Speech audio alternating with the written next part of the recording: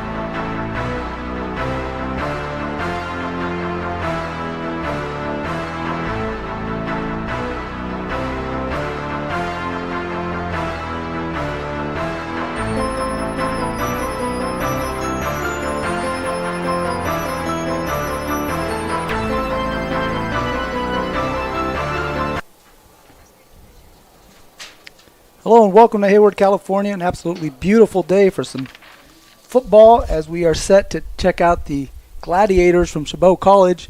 They welcome the Knights from Shasta College. Hello everybody, I'm Mario Ramos. Pleased to be joined by analyst Carlos Franco. We set to bring you some action between two teams that kind of pit their strengths versus each other. You got a strong defense on the Gladiator side featuring or going up against a pretty stout running game over with the Shasta Knights. Yeah, right. Thanks for having me here, too, Mario. I want to thank NorCal Sports TV for allowing me to be here. And you're exactly correct. We got a good game here to watch today. Nice, beautiful day here in Hayward, California. And looking forward to watching a good quality college football game. Looks like the coin toss has been determined here. We'll come back to set the action here on NorCal Sports TV.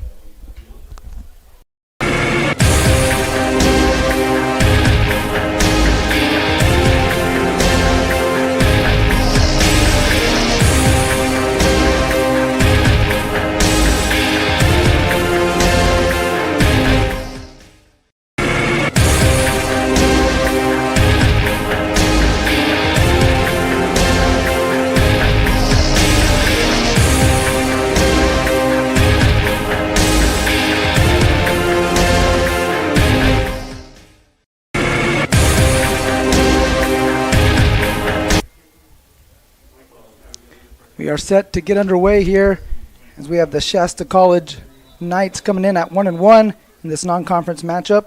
The Knights with the Golden Valley Conference getting set to take on the Gladiators of Chabot, who come into this game at 2-2. Yeah, Mario, you mentioned that Shasta's 1-1. They had a couple games postponed, so I guess they probably won't make them up. So they come in fresh, you know. Yeah. But also maybe a little rusty. We'll see what's going to happen here with this kickoff. Yeah, it's been a couple of games since they last played on September 17th, so we'll see just how rusty or how fresh the Knights are. It's going to be the Gladiators who get the ball first, as the Knights will come out and kick. Number 88 set to kick out there. That is Aiden Gomes.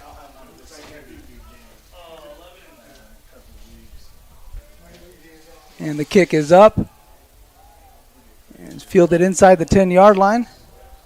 Lavalier bringing it out. And he is tackled down at the 25-yard line. So pretty good. I'm going to mark that at the 26. So pretty good field position for Kakoa to come out here and get the offense started for the Gladiators. Yeah, that looked good. It was set up really well. It was a return right by Chabot, and they had it set up real good. And number 11, Lavier, hit the seam as best he could there and got some positive yards. So they take over. It looks about at the 31-yard line. I'm going to mark it officially at the 26. So we actually have number 9, L.T. Beck is the starting quarterback, freshman out of Burlington, Iowa. He's going to take the opening snaps here.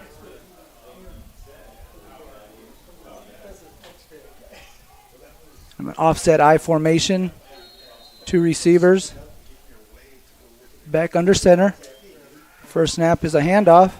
Give off to the right side. Tidwell with a nice solid pickup there on first down. Gain of 4. Yeah, it was a nice-looking play. We had the left tackle, Hernandez, was pulling around the right side there and leading out. You'll see him coming on the screen here, big number 72 getting downfield. And I like to see that, them linemen getting upfield out in space, making them impact blocks. Yeah, trying to make his way up to the next level there. So a good opening play for Chabot. Brings up a 2nd and 6. It's time to come out with 2 tight ends, 2 receivers, single back. Knight showing blitz, able to get in the backfield. Tidwell couldn't get anything going. It's going to be a loss on the play. Yeah, it was tackled there immediately. It looked like by number 51, Flagel there of Shasta. Good job by the freshman linebacker getting in there in the backfield. Flagel out of Crater, Oregon. It's going to bring up a 3rd and long situation here for the Gladiators. We've seen 2 running plays. Might be an opportunity to let Beck put this one in the air. Right, the prior play there up top of your screen, you had number 25, Katia, up there from Shasta. It looked like he was in single coverage. Maybe they'll go that way. Single safety high out there. And it looks like we're going to have a timeout on the field. The Gladiators want to talk this one over. So we'll have a quick break, and we'll take a break and be right back here on NorCal Sports TV.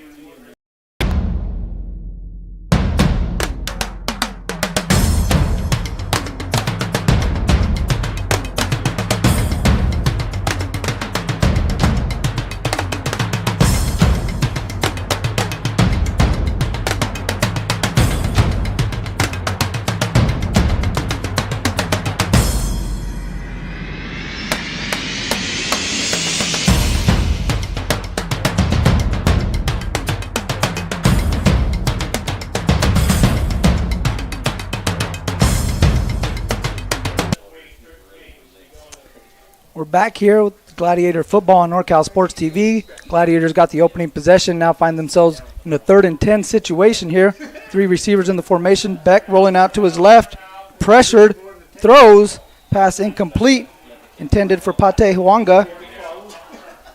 That's going to bring up 4th down there. Yeah, they're going to have the punt team come out there. It looked like it was intended there for the running back, but I don't think it was set up to be a screen. He was under some duress, and he rolled out to his left. So Beck did get the ball off, so it's going to be 4th down, like you mentioned, and they're going to be punting. I see the Knights bringing some pressure on the last couple plays there. So now it's going to be up to the defense here for the Gladiators. The Knights should figure to get some pretty good field position. Again, the Gladiators will be punting from the 26-yard line.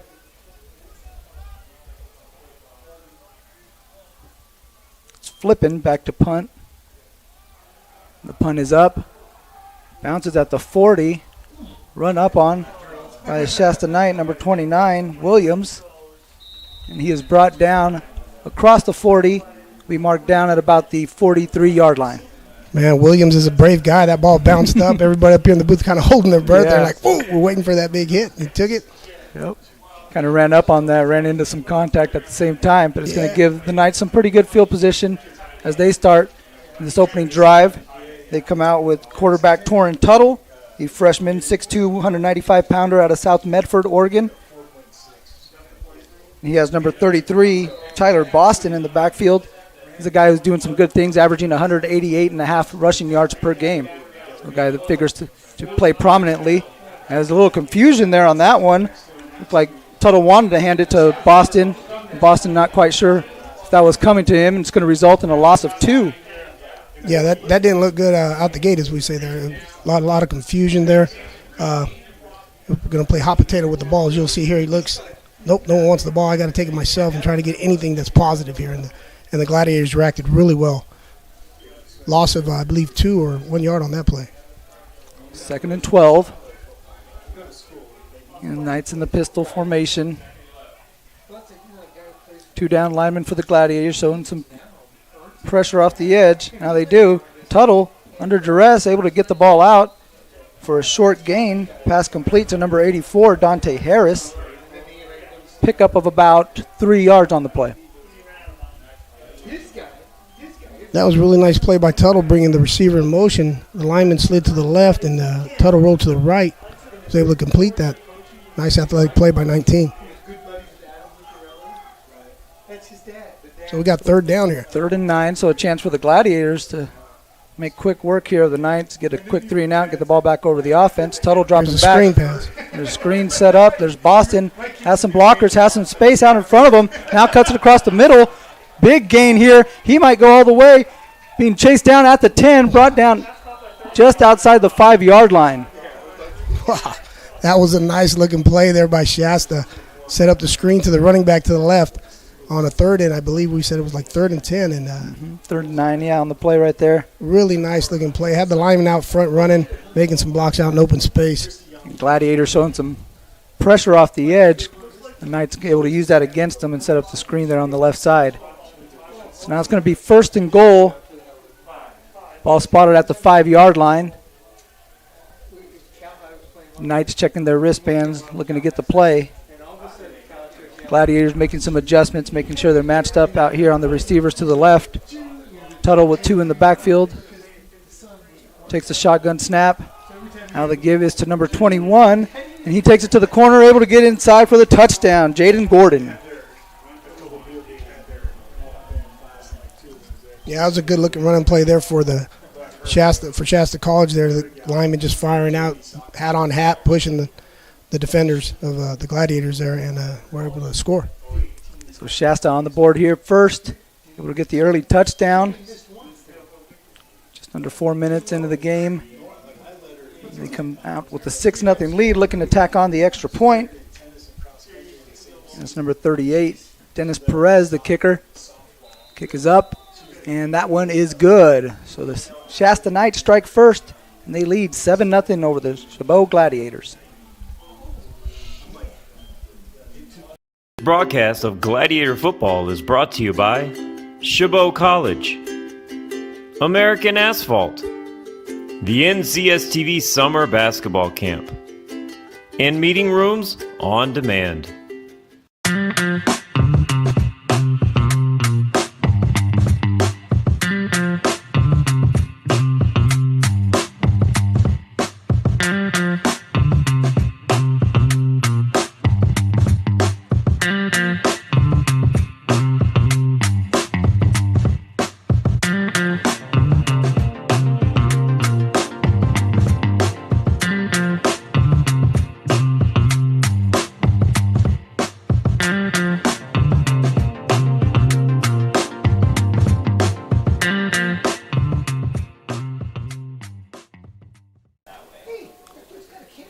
Welcome back to Chabot College. Here as the Gladiators are set to receive the kickoff. Shasta scored first. It's going to be Cooper Meyer kicking off.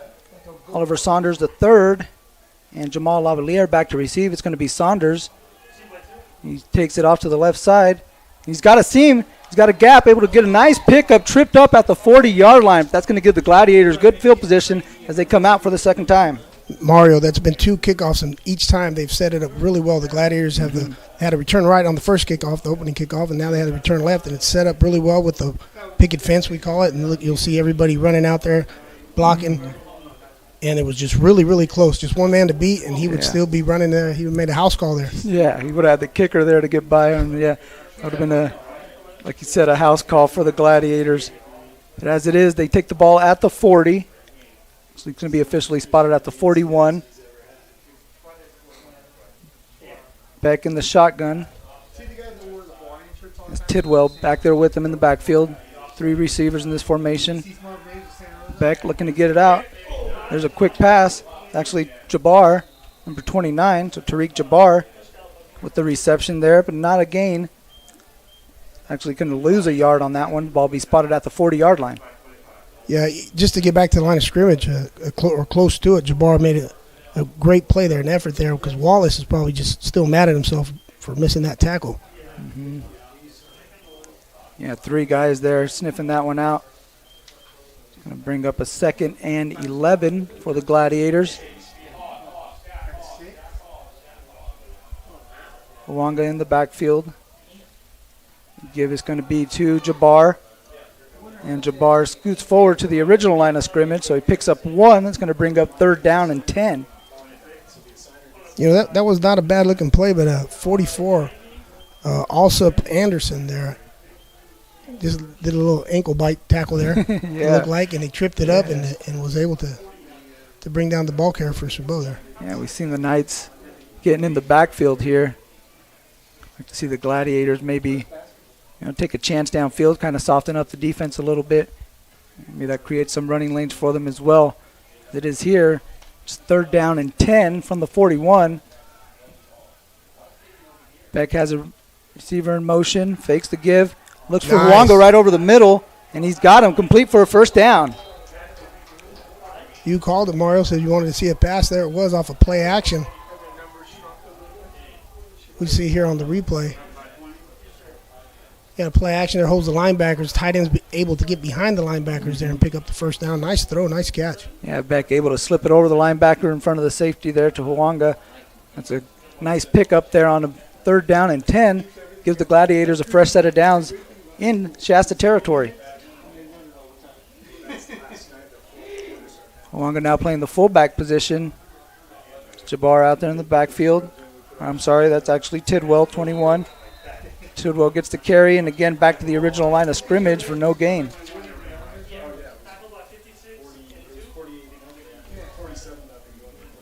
Nice play there by Wallace. Yeah, you mentioned that Wanga was back in the backfield there, and he was playing tight end. He's playing all over the place. A nice lead block by him on that prior play. We'll look forward to seeing that again, a fullback in the backfield there. Yeah, right. Kind of a lost start there. It is. Like you're saying, he's been versatile. They had him at tight end, kind of a slot back position, a little fullback. There he is again.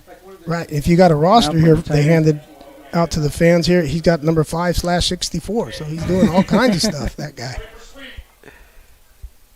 There again is the fake. Beck's going to roll out to the left. There's our guy again. Wongo.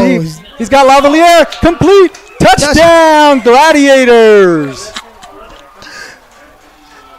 LT Beck with a 41-yard touchdown pass. 47-yard touchdown pass to Lavalier. Gets the Gladiators on the board. They trail 7-6 with the extra point pending. That was a great play there.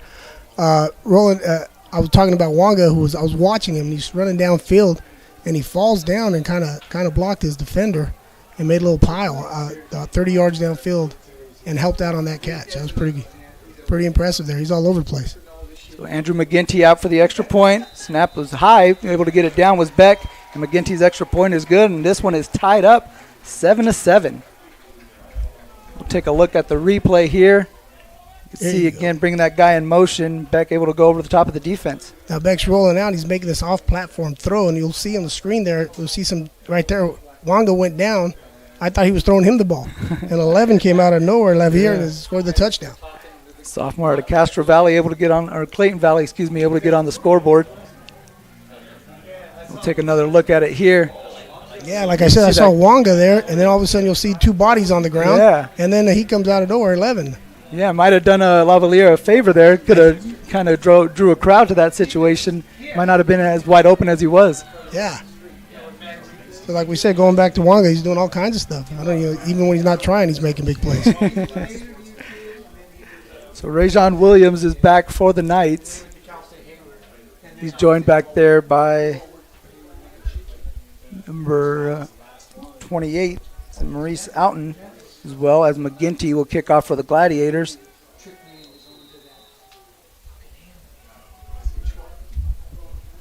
And a beautiful day here in Hayward, 82 degrees at kickoff. Not a cloud in the sky. As McGinty puts his kickoff up in the sky. This one is taken by Shasta, who's able to get across the 40-yard line. Good field position here. There is a flag on the play. Ultimately get it near midfield, just short of the 50 is Rajon Williams, number 29. But again, we have a couple of flags on the play, and the Gladiators indicating that that one's going to be walking back. Yeah, we'll have to wait and see what happens there with the officials decide. This will be our first opportunity to get a call here from referee Craig Myers.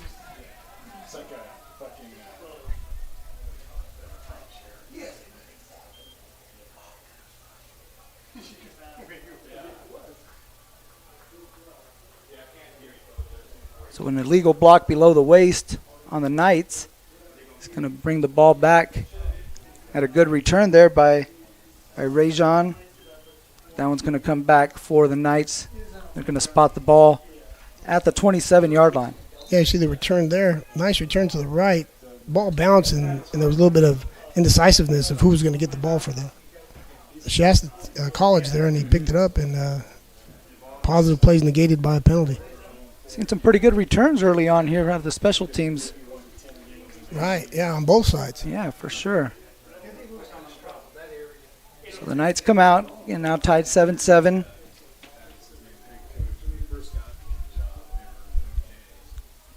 There's some confusion out here trying to figure out where exactly the ball is spotted. Referee Craig Myers, they're talking with the Shasta coaching staff.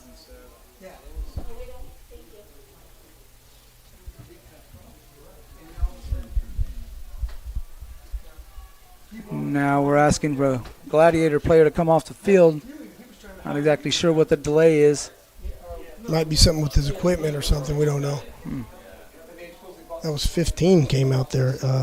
Bailey. So now it looks like we got everything squared away. We're ready to get back and resume play.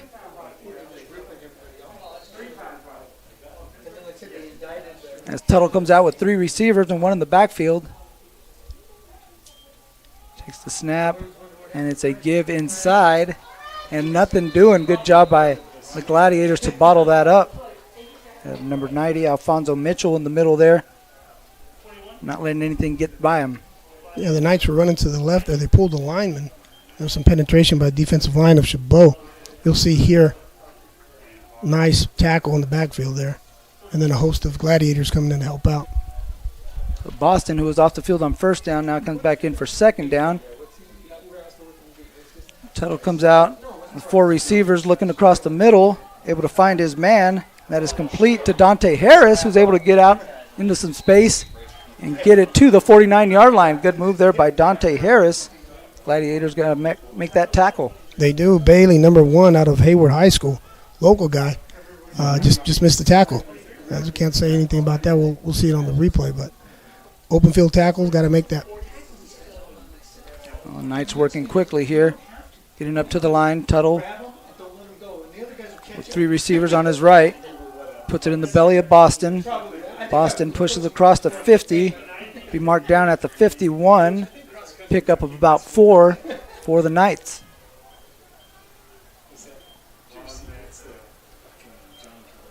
You're going to see a heavy dose of the running game from the Knights. Something, again, that they've kind of leaned on in their first 2 games. Like you mentioned earlier, they have had a couple games off. So maybe they've added a couple wrinkles to this running game. We'll see. As Tuttle takes it here on second down. Now looking to scramble himself. Takes it up the middle. He's going to slide and be marked down at the 47-yard line. And Tuttle was looking over here to his left to Williams. Wasn't there, decided to run. So we got third down here. 3rd and 6 coming up for the Knights. We'll have 4 receivers out in this formation. 1 back. Now see Chabot's defense playing very aggressive here, protecting the sticks there. they know where the first down marker is. Looks like they're in man coverage out here. Tuttle looking again to his left. Going to take a shot down the field. He's got a man down the left side, and that is caught by number 17, Mark Ward Jr. So big play there for Shasta Knights through the air. Yeah, Tuttle put that ball in the money. And that one safety there, so it kind of opened up some space down there on the sideline. And Tuttle, like you said, took a shot and made a nice throw. Yeah, like you were mentioning, Mauro, they had man coverage all across the board, and they had the one safety back, which is number 1, Bailey.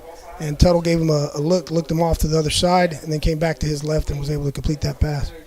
Now for the second time, the Knights will have a 1st and goal from the 5-yard line. Tuttle fakes the handoff, rolls to his right. Has a man. This one is batted, tipped, and intercepted. Interception. The number 19, Niles Pukipala. He keeps going, and he's brought down at the 35-yard line. Niles Pukipala Waiahu with an interception. A great play from the Gladiators in the end zone. That is a big-time play. I want to know who it was that's going against Stanky there of the Knights. It was Crowell, puts number his hands 7, up. yeah. Christopher Crowell. Crowell, I believe. Okay, so the defensive lineman there helped out making that play. He put his hands up and made Tuttle throw an off-balance throw there and tipped, and it was we'll see it again. Oh, no. But, hey, that was a great play. Exciting. So big play by the Gladiator defense to there we go. There it is points again. Off the board. You see it. I think it was 90 there for the pressure. Yes, he started it all. We'll say. There you see the linebacker from Lahaina Luna. They're getting after it. The sophomore 6'1", 225 Pukipala Waiahu with the interception. Again with the run out, brings it out 33 yards. And the Gladiators looking to put some more points on the board here in the first quarter. And we have a timeout on the field. Coach didn't like what he had out there, so he wants to talk it over with the squad. So we'll take a break with them. You're watching Chabot College football on NorCal Sports TV.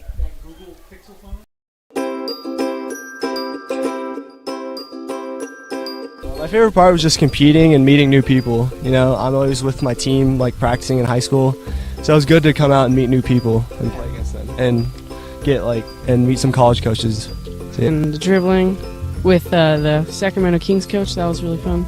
Meeting new people, making new friends. The games, I love playing games, yeah. Just to be able to practice on my moves. My favorite part of camp is meeting new people. I've made a lot of friends so far. It's a real great experience here. Bit too powerful. 1 second, has another shot, puts it up to end the game. Nails the 3. The crowd Here is goes Shiner wild. for 3. Yes, look at this. Welcome back here. We had a big momentum shift. We had a big passing play by the Shasta Knights, only to come back and turn around and throw an interception in the end zone. The Gladiators able to run it out to the 33-yard line. And here's Jabbar off to the right side, able to get a solid gain, pickup of about 7 yards on first down for Jabbar. Good looking play there by the Gladiators. Looked like a zone right, the old stretch play. Everybody's running to the right, hat on hat. You'll see here the linemen just keep moving, and the running back is able to get out to the right to the edge and cut up field, protect that ball, fall forward, and picked up, I believe, you mentioned about 7 yards there. Yeah, you see Hawanga out there, again, making things happen, stealing that edge, creating a running lane there for Tariq Jabbar, who again is in the backfield, back this time under center. There's Hawanga in motion. And fake the handoff to Jabbar. Good job by Beck, able to elude the pressure. Can't do it a second time, tries to get rid of it. We'll see what they call.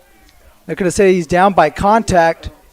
So no intentional grounding because he was sacked, so his knee was down. And that's a big loss there for the Gladiators on second down. Yeah, it looked like the defensive end on the right defensive end came loose there. Was right in his face as he did that play action. And he was under duress and had to roll out to his left. And nice play by Shasta. So some pressure, even on that touchdown pass when Beck was rolling out to his left, he's been under pressure. So we'll see if they could clean that up and take care of the edge rush there from the Knights. This one right here is going to be a 3rd and 16 from the 27-yard line. Beck in the shotgun. This time again under pressure. Looked like they were trying to set up maybe short pass in the flat, but he had no time to do anything with that one.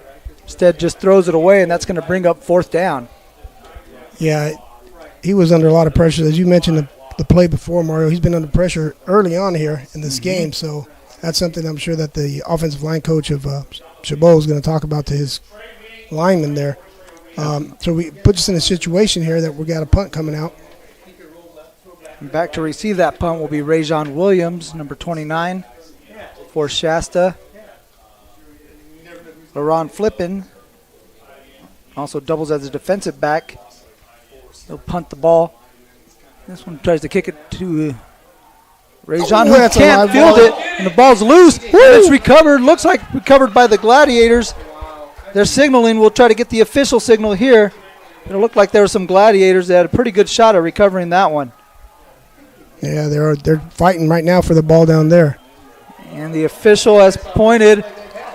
It is Gladiator ball. Yeah, all right. So Williams actually came out of the pile, but the officials had by that point already determined that it was Gladiator ball. You'll see here Williams just bounces right off his chest. And then there's a fight there for that ball. That's when everybody's kicking and scratching and trying to get the ball the best way they can. You know, it's no holds barred WWE action going on there. Yeah, we saw Williams had that nice return that got called back with the penalty. We've also seen him be pretty aggressive running up on a couple of these, and that one kind of hurt him on that one. He gives the ball over to the Gladiators in Shasta territory. And here's Beck surveying the defense. And he hands the ball to number 6, Joseph Broussard. Trying to turn the corner, nothing doing there. Hey, there's that guy again, though, number 72, Hernandez, out of Mount Eden High School here in Hayward. You'll see him on the replay pulling to his left. Moves really well for a big guy. You'll see him coming out there, he is, as a personal escort. He gets a nice block there. And Hernandez moves well for a big guy. We've seen a few running backs come in now for the Gladiators, trying to find something working here. So far, the Shasta defense has been pretty stout against the run. They get off the ball really well, and they rally to the football well. So we'll see what happens here on 2nd down. 2nd and 10. Beck drops back, looking right. Has a man, but that one's a little too high for Ansar. Yeah, we were just talking about how they get off the ball. When I say they, I mean Shasta. The defensive line is coming up the field very aggressively. They look really well coached. They look fundamentally sound there. Pretty big, too, you can see up there. Number 58, number 90, Keaton Spiegler, and number 58, Dermont Morgan. Some pretty big guys in the middle of that line that are making it tough for the Gladiators to get anything going up the gut. I totally agree. We'll see what happens here 3rd down. Another 3rd and long situation for the Gladiators. Come out with 2 receivers to the right. Tight end on the left side, who's in there to block, and he couldn't get number 6. That is Randall. Yes, Randall couldn't contain him. The sophomore out of Alexandria, Virginia, able to get the sack. Yeah, Mario, we just talked about that. He's coming upfield. He's the guy that also made the sack, I believe, about 3 plays ago when Beck had to roll out to his left, and there he is right there. He's giving the offensive line of of Chabot a lot of problems there. 4th and 19, a drive that started in Shasta territory. Now we'll be punting out of Gladiator territory as Flippin gets another one away. This one bounces, rolls inside the 20, now rolls inside the 10, where it'll be downed at the 9-yard line. So pretty good punt there from Flippin to pin the Knights inside the 10-yard line. So we'll have a switch here in field position, switch in the action. We'll take a break here on NorCal Sports TV.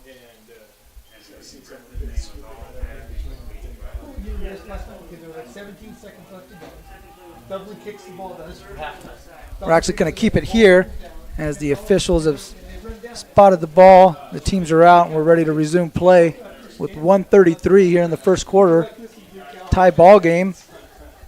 And the Gladiators have a chance to keep the Knights down here in their own territory.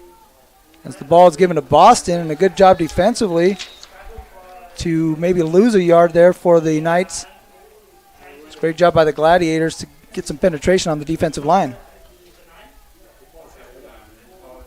Yes, definitely. You'll see number 19, Pokipala there for Chabot. Made a heck of a play there. You've seen Pokipala make the interception on the last possession, so doing some work out of his linebacker position.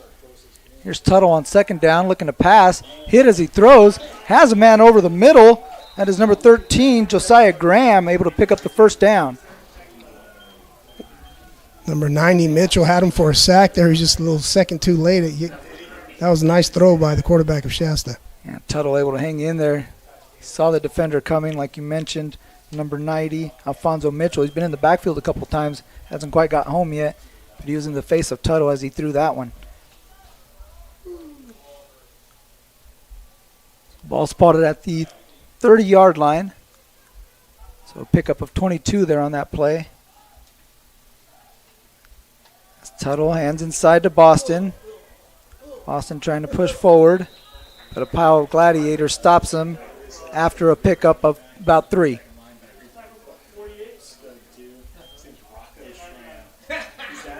And Chrisley and Porter out there on the tackle.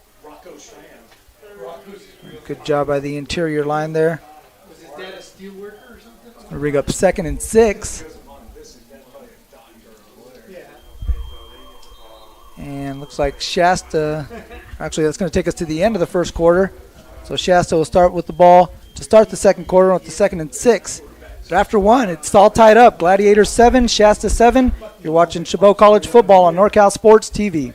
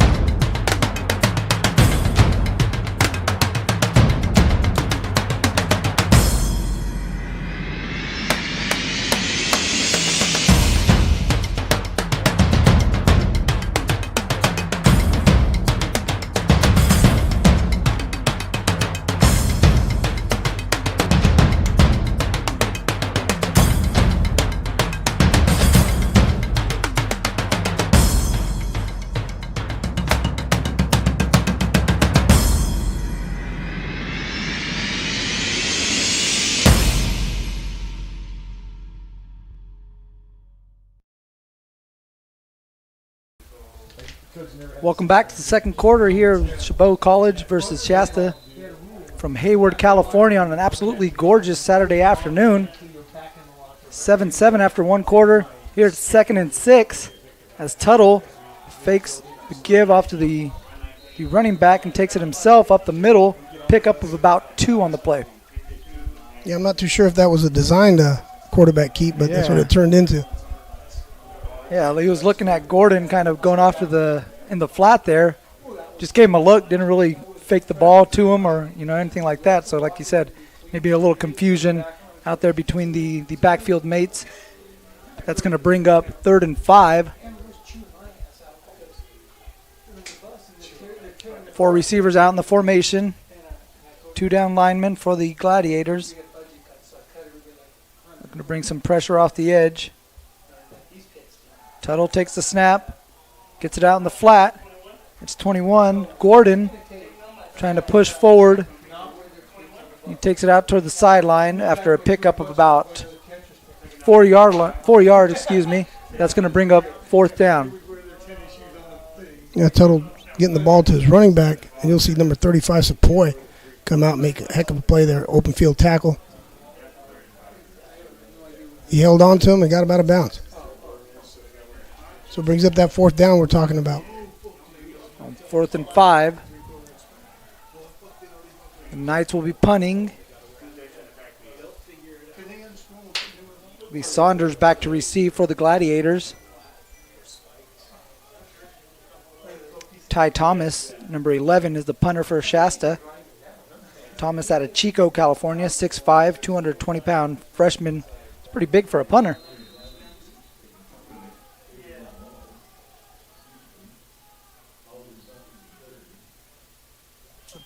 Low snap to Thomas, able to field it off the bounce. Get this one off. Saunders waving it off. Takes a Gladiator bounce and then fielded by number 15, Leslie Cummings. Fielded at about the 33-yard line, and that's where the Gladiators will take over.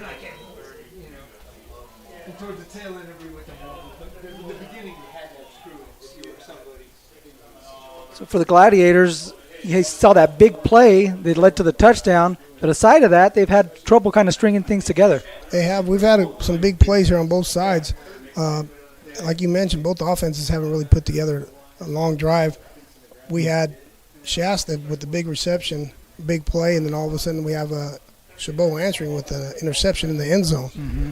So it's been big play or no play, it seemed like. Yeah, right? yeah, so right, far. all or nothing. Yeah. Yep. So there's plenty of time left for either team right now to put together a drive. So we're hoping that Chabot does right now, takes this nice long drive here into the end zone and takes some time off the clock. And the Gladiators like to get something going here on the ground. They did, like we mentioned, have that big passing play to Lavaliere for the score. But aside of that, they've had trouble keeping the Shasta Knights out of the backfield. Oh, so we got to change at quarterback. Yeah, and the give is to number 6, Broussard, who can't get anything going. Is actually going to lose quite a bit of yardage on that play. It's going to be a loss of 8. So Kakoa Turangan coming in for Beck, replacing Beck here in the second quarter. So he'll take over as quarterback. Yeah, you'll see there a lot of penetration there, a lot of white shirts on the other side of the ball there for Shasta. So we'll see if the quarterback change, maybe that sparks something there new for Chabot. And if you're a Gladiator fan, you've been seeing a lot of those white shirts in your backfield. Right, yeah, we mentioned they're just getting off the ball really well. Yeah. So here's Turangan on the second and really long.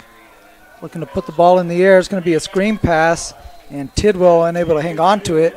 So that one's going to fall incomplete and bring up 3rd and 18. I really like that play called by the coaching staff of Chabot, using the aggression of Shasta against them there to set up a screen. Might have had something there. Yes, it looked really, really good. Yeah. That was a really nice play call, just didn't happen.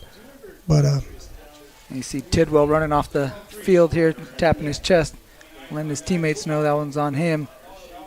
Nonetheless, that's going to be 3rd down and 18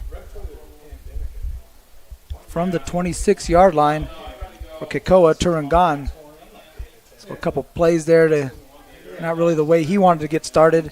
Now finds himself in a 3rd and long situation. Drops back, looking to pass. Now rolls out to his right. Puts the ball in the air. Ooh, nearly intercepted. It looked like actually Noah Benson had a read on that.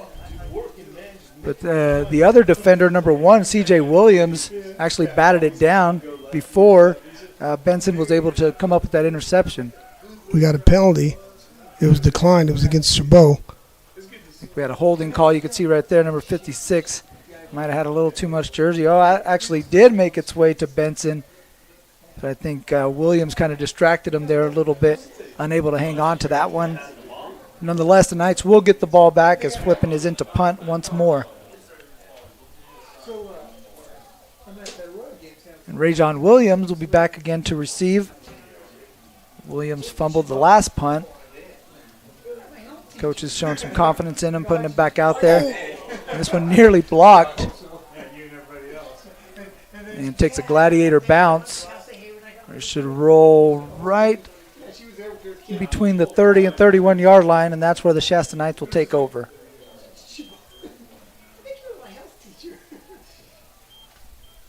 Yeah, that punt was almost blocked there by Shasta. Came real close to hitting the kicker as well, the punter. Yeah, a lot of the action we're seeing so far coming in the special teams game, they seem to be making some plays within there or nearly making things happen. Right, yeah, definitely. Special teams, third phase of football, very important. Definitely. Gladiators coming out here looking to make another stop. Defensively, they've been pretty solid. I mentioned that interception they made earlier kind of turned the momentum. See if they can't get off the field here as the ball is given inside to Gordon. He tries the left side. Picks up a positive gain of about 3. Yeah, they're testing the defensive line of Chabot there, number 51, James, at the bottom of that pile.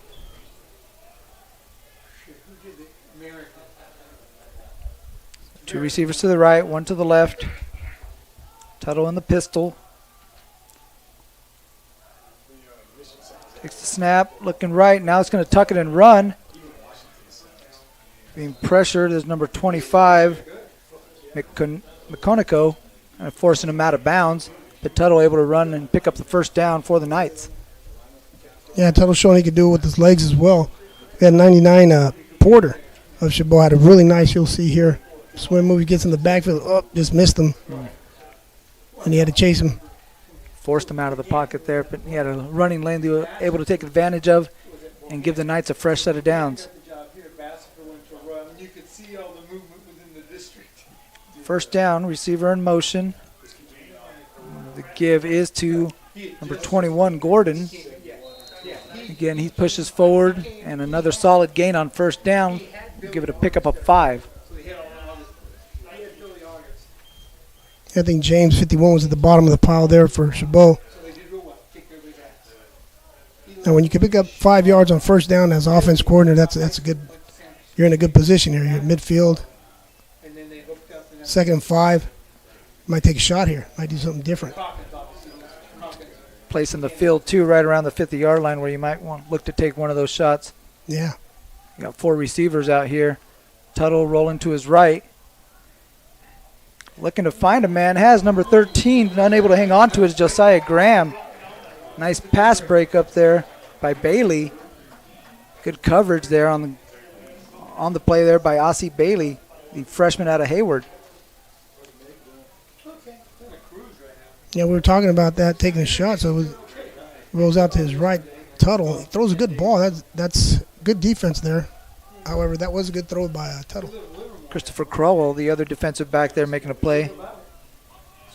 Sophomore out of Piedmont, able to break that one up. That brings out 3rd down here. Tuttle looking to pass again. Still has his eyes upfield. Gets the ball across. That one is intercepted. Interception by Sepoy. Sepoy with the interception, the 2nd interception for the Gladiators. And again with good field position and able to turn the momentum. Right. You know what? This has been, like we talked about, a game with just big plays so far. You know, there's been a handful of plays, and they've been huge momentum swings for each side. So we got another interception here. You'll see Tuttle rolling to his left, and he's trying to get the ball to his back, who snuck out, throwing off his off-platform throw, and then we have 35 making a big play for Chabot. Yeah, not sure if he didn't see Kingston Sepoy there. The linebacker was hanging underneath that route. 5'11" freshman out of Kearns, Utah, comes up with the pick there and gives the Gladiators the ball at the 48-yard line. We got Beck, I believe, back in at quarterback. Yeah, so musical chairs here at quarterback. LT Beck back in the game. He looks to his right, and he's got Lavaliere out there. Pick up about 6 yards on first down. Yeah, that's a nice play. That nice confidence builder for him as well. Just a real quick throw. Open receiver, just play pitch and catch right there. Nice little pickup. Try to get him in a rhythm here. You'll see here, doesn't even really drop back. Gets the ball, snap, throws it. Ball comes out quickly. Nice play. Yeah, able to get the ball right over Tavion Wallace there, the linebacker. Officially, that's 5 yards. So it'll bring up 2nd and 5 for the Gladiators. Beck brings the man in motion. Now there's the give to Ansar. Ansar looking to cut and move, but nothing doing there. Good tackle there by number 44, Aiden Alsop for the Shasta Knights. Yeah, we have Chabot trying the jet sweep there. However, it was strung out, played really well by Shasta. He really had nowhere to go. You know, we talk about get to the edge and turn it upfield. There was no edge there for the guy to turn up at. 28 as well. Nice. Outen was there for Shasta. The cornerback's real aggressive coming up, making the tackle. Helping out on the play. So another 3rd and long here for the Gladiators. Found themselves in this situation quite often. Now Beck again under pressure. A blitz up the middle by number 56, Slayton. Unable to get to him. But his teammates were certainly able to get to him. That's another sack. Another 3rd down sack for the Shasta Knights. Yeah, as you mentioned, it was a blitz there by 56. He missed him. However, all his buddies, his teammates come, they end up making the play there. Yeah, number 90, Spengler, one of the first guys to bring him down, had some friends there. You mentioned to help him out. Flipping with another, again, low snap. able to gather this one. Williams is going to let it bounce, and it will bounce out at about the 20-yard line. That was a heck of a play by Flip, and ball's on the ground. He picks up and kicks it. But you got to realize everybody's coming at him. Yeah. He had to put his head down to get that ball. Really, really good play to get that kickoff. We've seen some pretty athletic punters out here. There's been a couple of low snaps, and these guys are fielding them and still able to get the ball away. Yeah, going back to special teams, as we mentioned, that it's been more special teams action. Maybe since we're talking about those types of things, maybe one team's going to decide to do a trick play on a certain down and maybe the old flea flicker or a reverse pass or something. Something to jumpstart their offense. Like you mentioned, those big plays, momentum plays have been coming from special teams, from defense. Did have a couple big strikes on offense, but looking to build some consistency. Here's Tuttle looking over the middle. Has a man. That one is complete. Carry with the reception. Pickup of about 19 yards on the play. Good catch there by the 5'11 freshman out of Foothill, California, Tyler Carey. Yeah, Tuttle throws a nice football. I tell you, he could spin it. Here he is on first down with 2 in the backfield. And gives to Boston off to the left side. Boston forced out of bounds by number 15, Bailey. Good job there by Avani Bailey, the linebacker out of Hayward.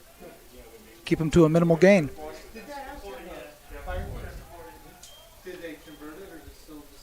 So 2nd and 9. And the Gladiator defense doing their part out here. They've had a pretty solid afternoon thus far. Here's Tuttle on 2nd down, now under some pressure, trying to set up the screen. Ball batted and tipped around there and knocked out number 41, Soani Otihiva, out there making a play.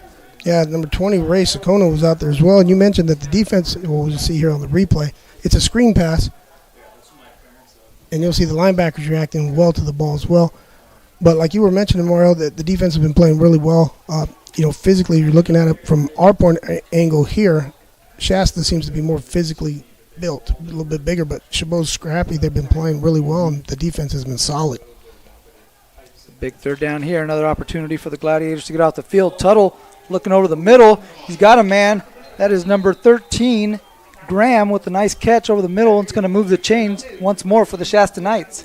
And we have number 1, Bailey, down on the ground there, the safety for Hayward. You'll see here Tuttle stepping up, throwing a strike. And then you'll see Bailey, he just comes up a little bit lame there. He's still on the ground. Yeah, he threw that one with some conviction, like you were saying there. He's going to tend to Bailey out there on the field. So when they do that, as they do that, we'll take a break here. You're watching Chabot College football on NorCal Sports TV. Broadcast of Gladiator football is brought to you by Chabot College, American Asphalt, the NCSTV Summer Basketball Camp, and Meeting Rooms on Demand.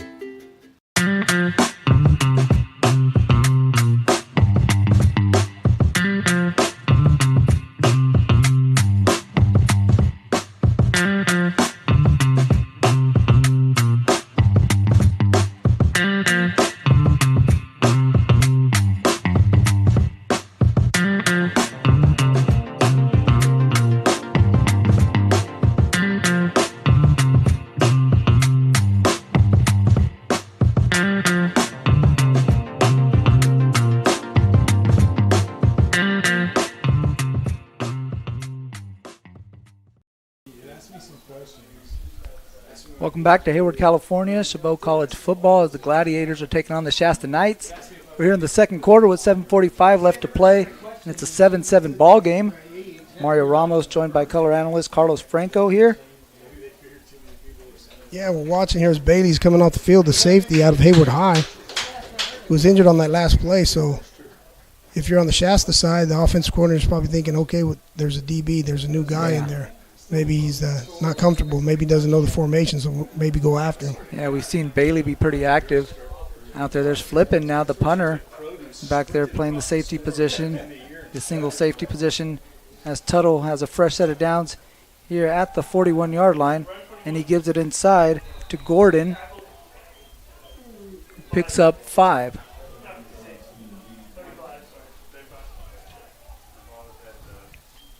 Number 35, Kingston Sepoy on the tackle. It is pretty sparse. I walked in, I think there's many on the Shasta side and the Chabot side. So 2nd and 5 for the Knights. Gladiators shifting around on the defensive line. And here's Tuttle keeping it in the belly of Gordon. Gordon now off to his right, able to get a seam. Now one-on-one against the safety, loses the ball. Ball is out. Ball is out, and Gladiators are recovered. Chabot College with another turnover, their 4th of the game. I think that was flipping the safety. I'm not sure who that was that caused that fumble. We'll see. I think it was number 27. Yeah, it was flipping. You'll see him, and he just came in because Bailey's hurt, if you remember, Mario. Yeah. So flipping comes up here. He's going to go you'll see it, boom, right there, and the ball comes out. Put his helmet right on the football. He did. And, we were talking about him making big plays athletic plays as a punter. Then he comes out and plays safety and makes a big hit, and the ball comes out. Yeah, and he's a pretty big guy, too, his height-wise. He's a pretty tall kid out there playing safety, and we saw him put his helmet right on the football there and create another turnover for the Gladiators. Now, hopefully the offense for the Gladiators can do something with it as Shasta was jumping over the line there. And the give inside. Nice run there by Tidwell on 1st down. Probably one of the better runs we've seen out of the Gladiators today. That was a little bit of confusion there. Maybe he switched up the snap count there.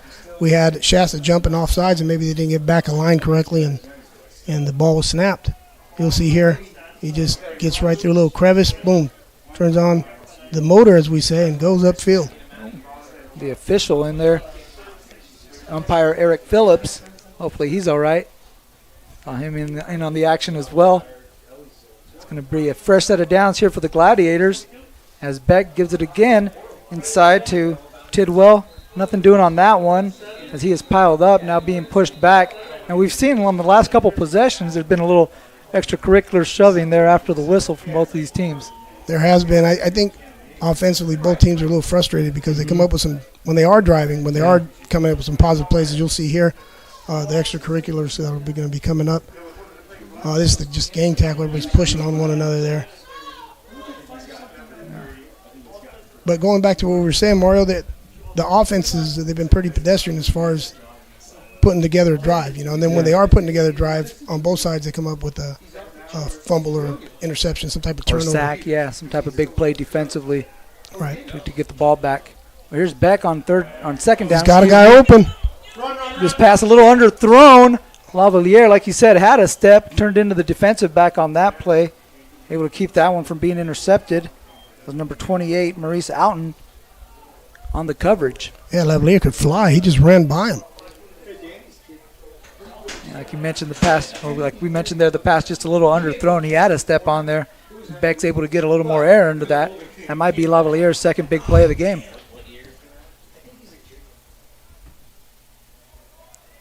Do you go back to something like that if you're Chabot, if you're the offensive coordinator for the Gladiators? We've seen that. Obviously, that's how they got their 7 points. Right. And then we see an opening right there. You're looking to put the ball back in the air? Yeah, eventually, you could come back to that big play there. However, you still got 5 minutes. You got timeouts left. So what you're going to do is try to get some points on before the half. Could be a field goal. Could be a touchdown. With a quick pass out to Ansar. Got about a short gain. Call it 4. Outen with the tackle on that one. And that's going to bring up another 4th down. We did have a timeout being called too, so Shasta did take a timeout on the field with 5:15 left to play. So speaking of the timeouts, I believe Shasta has 2 left. Chabot has 1. So going back to what we were saying, there's still time because you got the timeouts to put the drive together, maybe even take a field goal shot.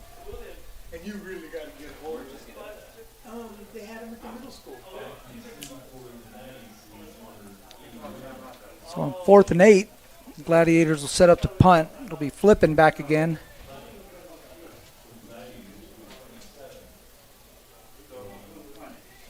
And we have a new return man trying to get the number. I believe it's number 81, Tavon Irvin. Here's flipping. Looked like that one barely got over the head of Hwanga. This one not one of Flippin's best punts. Just over the 50, and it's actually going to roll back into Gladiator territory, or actually the market right at midfield. Yeah, so Shasta's going to have real good field position here. So it goes back to what we were talking about. What do you do? Do you go back in there? Do you do so on either side of the ball here? You still have, as I mentioned, they have 2 timeouts. Shasta has 2. They're going to want to try to come away, obviously, with some points. But regardless if it's a touchdown or it's a field goal attempt, they're going to use the timeouts and try to put themselves in a positive position here. Yeah, and we was out there. I was out there earlier during warm-ups, and kicker Dennis Perez, he was putting them in from 46 yards. So maybe pick up a first down or 2, and you're right in his field goal range. Here's Tuttle on first down. Looking to give it to Boston. Boston able to make a one-man miss. Now pick up a positive gain.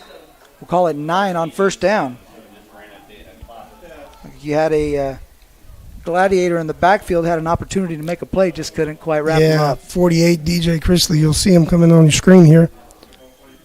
He's in the backfield, and you'll see him coming up there. And he just didn't get enough of him to hold him there for his friends to come and finish him off. So here's Tuttle on second and short, looking to quick pass it out to the right. Good play defensively there by Christopher Crowell to come up on the tackle. Number 83, Tyler Carey, able to come up with a reception. Good enough for a Shasta first down. Yeah, and the first down, the clock stops. So until they reset the sticks, and then the clock will start again.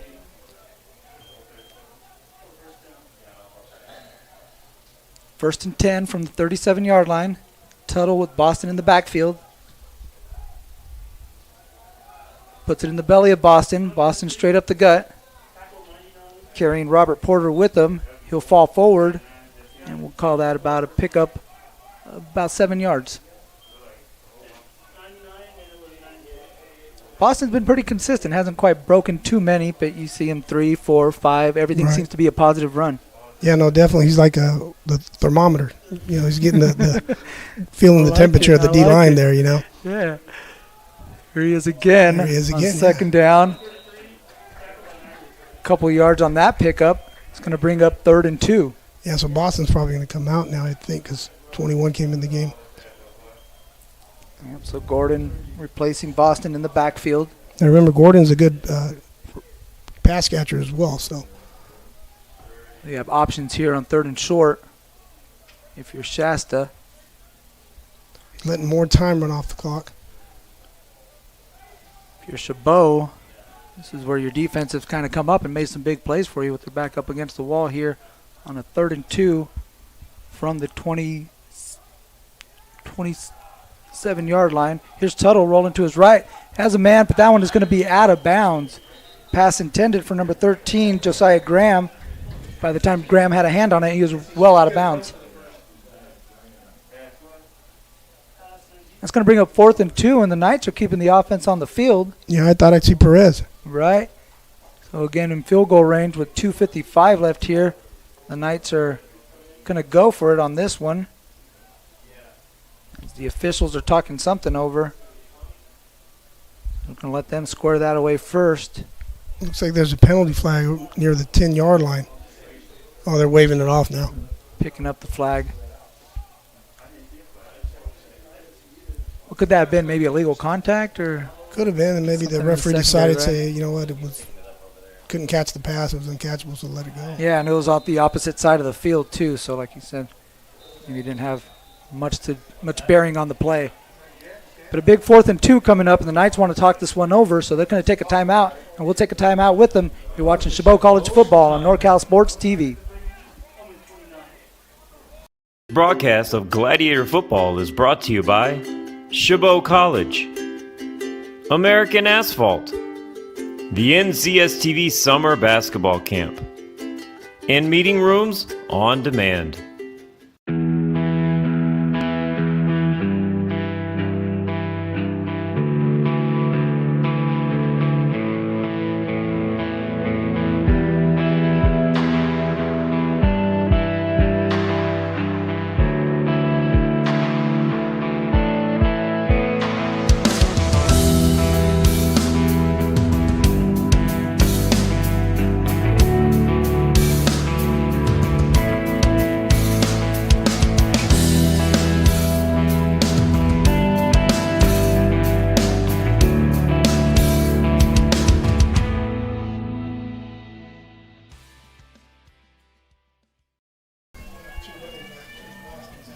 Welcome back to Chabot College. The Gladiators are taking on the Shasta Knights. And we have a big fourth down play here. It's 4th and 2. We have a 7-7 ball game. And Shasta running a 4th and 2 from the 29-yard line. 2 in the backfield with Tuttle. Tuttle takes a snap. Now looking to get it out on the flat to Gordon. And there's Gordon being chased down. Good tackle by number 35, Sepoy. Sepoy with a huge play. That's 4th and 2. Now we got a turnover on downs. Big play by Sepoy. Kingston Sepoy coming up with some big defensive plays. A big one on that one to turn the ball over and get the ball back to his offense. Yeah, you'll see your Tuttle getting the ball to 21 as running back, and Sepoy just screams upfield there and jumps on. Looks like a clothes hanger almost on him and took him down. That was a big play. Yeah, you mentioned Gordon out there, the running back position, able to kind of make something happen in the receiving game as well. The Gladiators were all over that. Had a man out there on Gordon, and Sepoy able to come up with a big tackle and give the ball back to his offense. 2:48 to play, 1 timeout. We'll see if the Gladiators can get something going here. There's Lavalier off the slant. He's pushing forward. Looks like he's going to pick up the first down. So they'll spot that across the 40. That'll be a first down and to stop the clocks momentarily while they move the sticks. Yeah, let's go Gladiators, get a field. And I got to mention my guy there's Hernandez again, 72. You'll see him you'll see him at the very end of the play. Look, he's blocking at left tackle. Nice throw, nice catch. And then you'll see 72 getting downfield along with 55. Sense of urgency there by the Chabot offense. And I like that because there's 2 minutes and 27 seconds left before the end of the half here. 1st and 10 from the 41. LT Beck taking the snap. Gets it out quickly. There's Ansar trying to get a block. Good play by the defenders there. Number 20, Grooms, and number 5, Harris in on the tackle. So pick up about 3 yards there by Ansar on first down. The clock keeps rolling as we approach 2 minutes. Yeah, there's Beck getting the ball out to his playmaker there. And once again, you'll see the linemen, everybody coming downfield for Chabot. So we got a 2nd down here. So Beck had a run to the sideline there to get the call. Now he's back out there with 1:45 left to play. He's got it in the gun. Pass behind Lavalier. And kind of talking to him here. I think he wanted him to stop. Purposely threw that behind him, looking to try to get him to cut back towards the sideline. Right, little mix-up there in communication and what was supposed to happen there. There's a single coverage down here, man coverage at the bottom of your screen. So that'll bring up 3rd down and 7. 1:39 left to play here in the opening half. 7-7 game. 4 receivers in the formation for the Gladiators. Tidwell in the backfield. Beck has Tidwell, no one out there with him. Tidwell slips, loses his footing right at the first down marker. That is a huge slip, we'll call it. And actually, it's a little short, and the clock's going to keep rolling. He stayed in bounds. That turf monster is undefeated. My goodness, that was a huge play. He falls down right in front of the first down marker where the clock would have stopped, so the clock kept running. And still running. The Gladiators working quickly now, trying to pick up this big first. He's behind him. Down. Yes. Lavalier getting a step. Lavalier's not going to be catched. 10, 5, touchdown, Gladiators. Woo. He has big play star potential, that guy. That's his 2nd one today. Jamal Lavalier with his 2nd touchdown. The sophomore out of Clayton Valley putting points on the board for Chabot. We mentioned earlier that he could fly. He got behind the defender on a missed touchdown there. That he just didn't get Beck didn't get him the ball, but he got him the ball there. I think we got a penalty for excessive celebration. Sideline warning may be coming out here. Excessive celebration?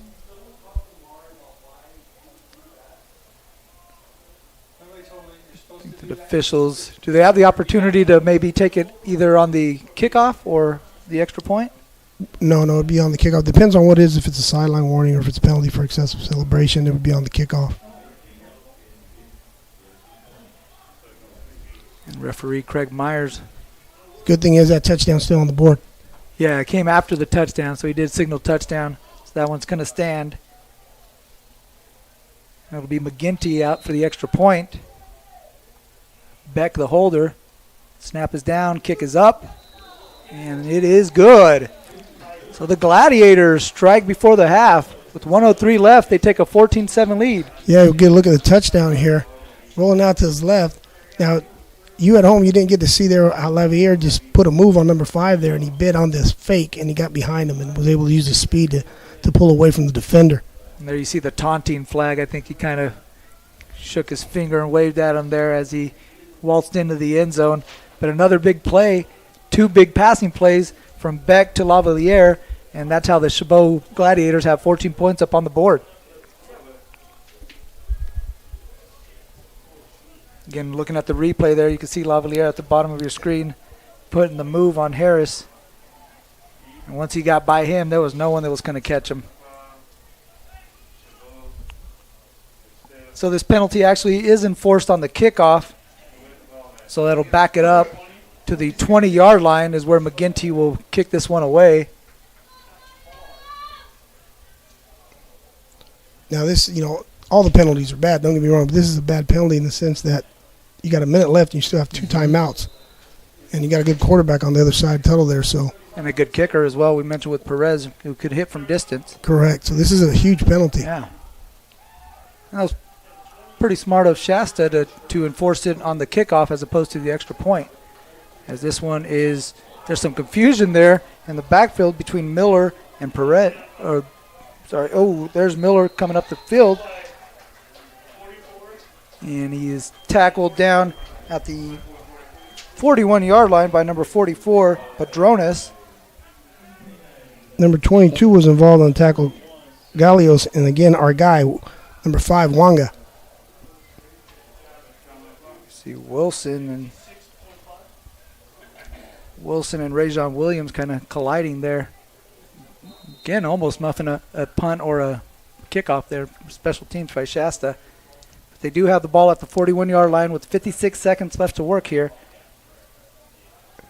Tuttle in the shotgun. Looking to pass on first down. Pass complete to Williams. He got out of bounds. Able to get out of bounds and stop the clock. So a good play there by Williams on first down. I believe Shasta has 1 timeout, correct, Mario? Yes, 1 timeout. Okay.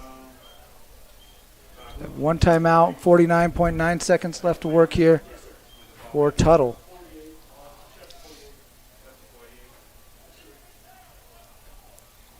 Let's see if the Chabot defense come up with another big play, maybe a sack here. And what they want to do is when they make that tackle, keep that guy in bounds, keep the clock running. They got 2 safeties on defense this time, so trying to prevent that big play here. Keep the ball in front of them defensively. There's Tuttle on second down, looking over the middle. Pass complete to Williams again. Nice It's going to be a tackle. first down. That was 48. DJ Chrisley for Chabot, excuse me. Chrisley, sophomore out of Greenfield, Tennessee. So brings up a fresh set of downs here for the Knights. Just inside Gladiator territory. Tuttle fakes the handoff. He's going to tuck it and run, this time being chased. There's number 48 again, Chrisley, applying pressure, able to force him out of bounds. But that's going to be a pickup of about 4 yards for Tuttle. Yeah, I think that was number 90, Mitchell, at the left defensive end spot. Yeah, kind of forcing him out there and giving chase. He ran the hoop, ran it from the left side all the way to the right, and then chased him. And we've seen him be pretty active there. He hasn't quite made it home yet, but he's been pressuring there off that left end position. Yeah, he's causing some havoc without actually making the play. Yeah. So here's Tuttle on second down. The Knights with 26 seconds left. Takes the snap. Now being pressured again, looking to run. There's 90 again. He's going to throw it way over the top of Josiah Graham and just get rid of this one. So the Gladiators starting to bring some pressure. Yeah. Our guy Mitchell heard us talking. Yeah. He was involved in that play as well. Said, keep talking. Yeah, keep letting them know number 90's out here. All right, so we can play coach here now. You got third down, 1 timeout left, and we mentioned they got a good kicker. Yeah, so you try to pick up a first down and get into his range, or Yes. use this as an opportunity to maybe take a shot? Again, Chabot now with 2 high safeties back there. Here's Tuttle. Again being pressured. Now he's being brought down, and he is sacked. Good job there by number 44, Padrones, and number 15, Bailey, combining for the pressure and the sack. Yes, and lost in all this was a wide open number 10, Cameron Williams, was at the first down marker, and Tuttle just didn't see him. And that's the final play of the first half, and we'll see it again there on the replay. Tuttle trying to escape the pressure, but just too much from the Gladiators. As 44 and 15 were able to combine on the sack. Big defensive play to end the first half. We talked about the big plays that were happening here. Kind of fitting, right? Yeah, definitely what we've seen throughout the first half. And that's the end of the first half, and the Chabot Gladiators have come out with 14 unanswered points, and they lead 14-7 over the Shasta Knights. We'll be back with more on NorCal Sports TV.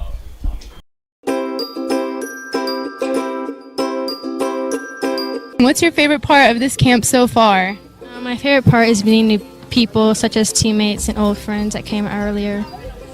I really like the one-on-one training. The coaches really tried to get the connections with the kids during the camp, so I think that was a really good part of it. I liked the drills, the ball handling drills and shooting drills.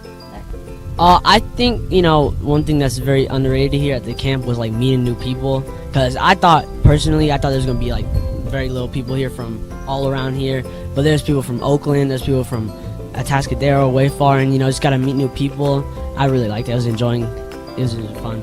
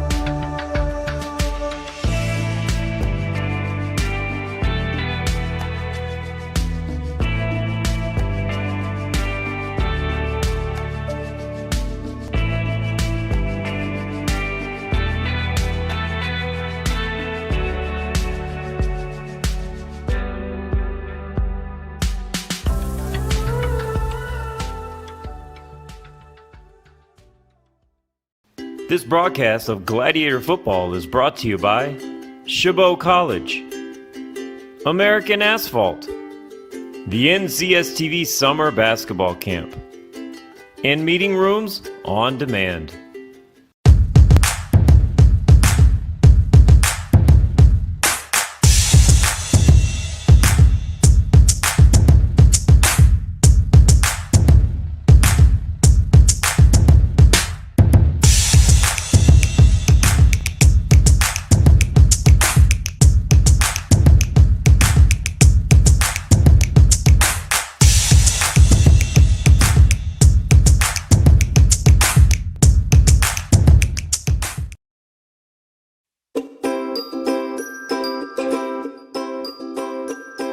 My favorite part was just competing and meeting new people. I'm always with my team, practicing in high school, so it was good to come out and meet new people and play against them and get and meet some college coaches. And the dribbling with the Sacramento Kings coach, that was really fun. Meeting new people, making new friends. The games, I love playing games. Yeah. Just to be able to practice on my moves. My favorite part of camp is meeting new people. I've made a lot of friends so far. It's a real great experience here. Bit too powerful. 1 second, has another shot, puts it up to end the game. Nails the three. The crowd Here is goes Shiner wild. for three. Yes, look at this. Everyone coming over to congratulate. Literally, ball in the air as the buzzer went off. Do you have the chills? I have the chills. I definitely Look got at that. the I got the chills. goosebumps. I really did too.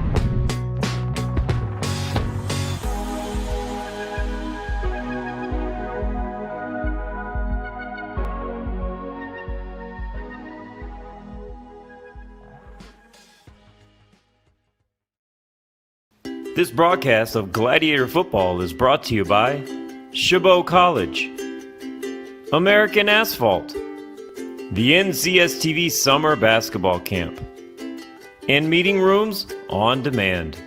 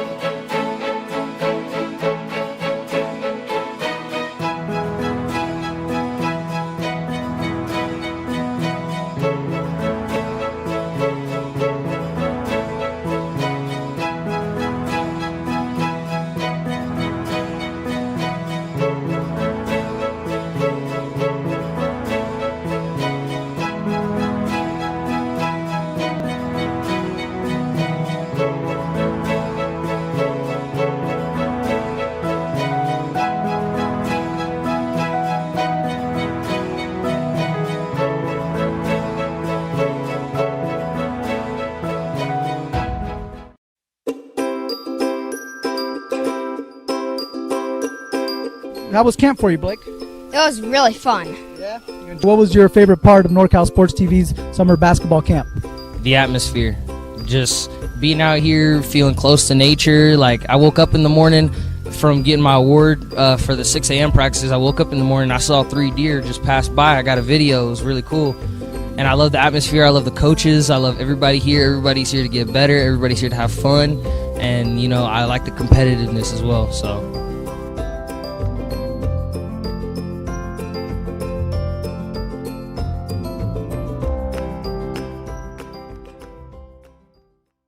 This broadcast of Gladiator Football is brought to you by Chabot College, American Asphalt, the NCSTV Summer Basketball Camp, and Meeting Rooms on Demand.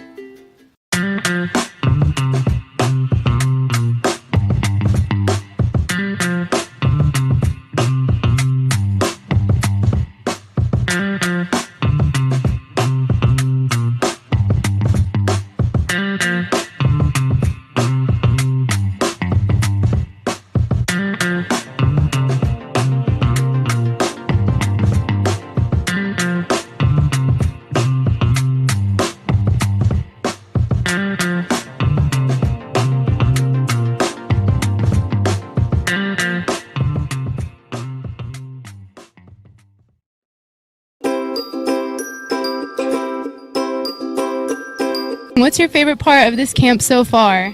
My favorite part is meeting new people, such as teammates and old friends that came earlier. I really like the one-on-one training. The coaches really tried to get like the connections with the kids during the camp, so I think that was a really good part of it. I liked the drills, the ball handling drills and shooting drills. I think, you know, one thing that's very underrated here at the camp was like meeting new people, because I thought there's gonna be like very little people here from all around here, but there's people from Oakland, there's people from Atascadero, way far, and you know, just gotta meet new people. I really liked it. I was enjoying it. It was fun.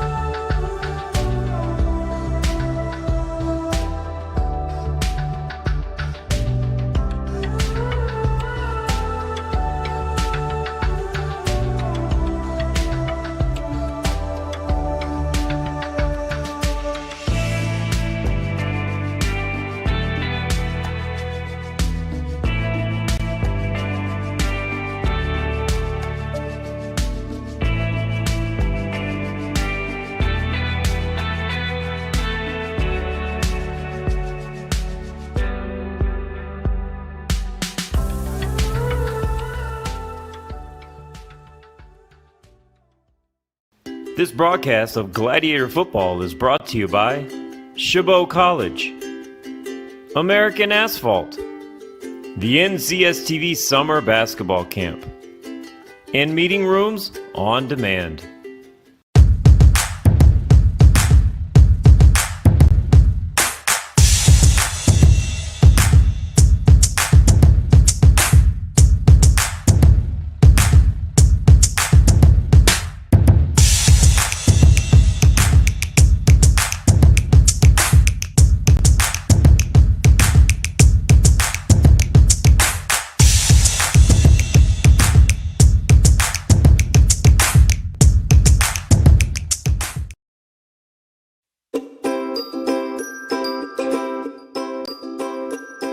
My favorite part was just competing and meeting new people. You know, I'm always with my team, like practicing in high school, so it was good to come out and meet new people and play against them and get and meet some college coaches.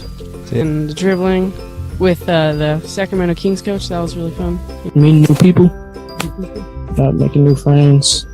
The games, I love playing games. Yeah. Just to be able to practice on my moves. My favorite part of camp is meeting new people. I've made a lot of friends so far. It's a real great experience here. Bit too powerful. 1 second, has another shot, puts it up to end the game. Nails the three. The crowd Here is goes Shiner wild. for three. Yes, look at this. Everyone coming over to congratulate. Literally, ball in the air as the buzzer went off. Do you have the Beautiful chills? I have the finish. chills. I definitely look got at that. the I got the chills. goosebumps. I really did too.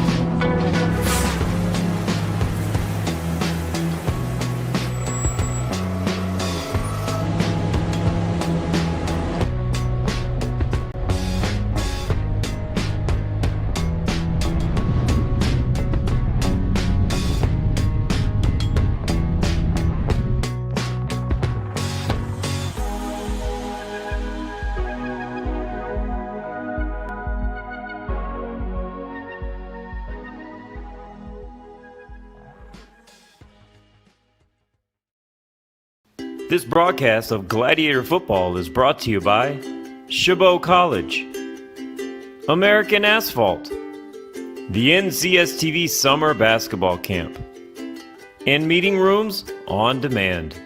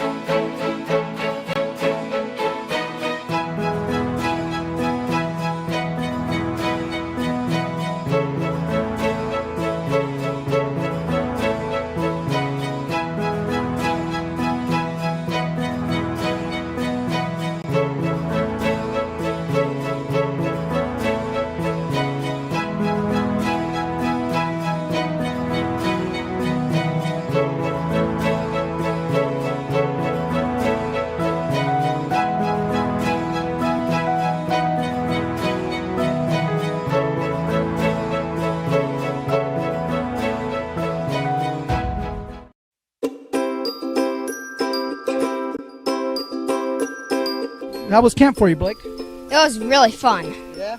What was your favorite part of NorCal Sports TV's summer basketball camp? The atmosphere, just being out here, feeling close to nature. Like, I woke up in the morning from getting my award for the 6 a.m. practices. I woke up in the morning, I saw 3 deer just pass by. I got a video. It was really cool. And I love the atmosphere. I love the coaches. I love everybody here. Everybody's here to get better. Everybody's here to have fun. And, you know, I like the competitiveness as well. So.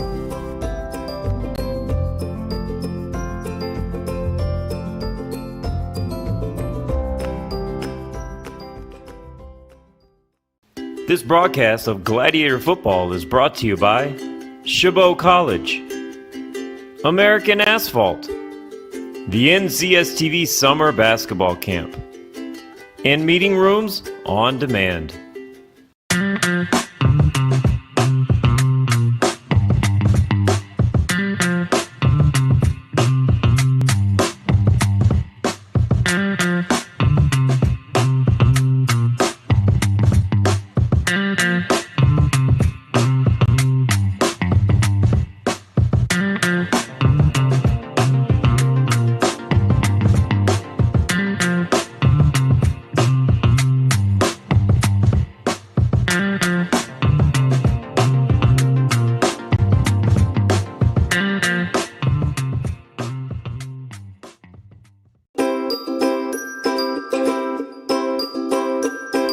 What's your favorite part of this camp so far?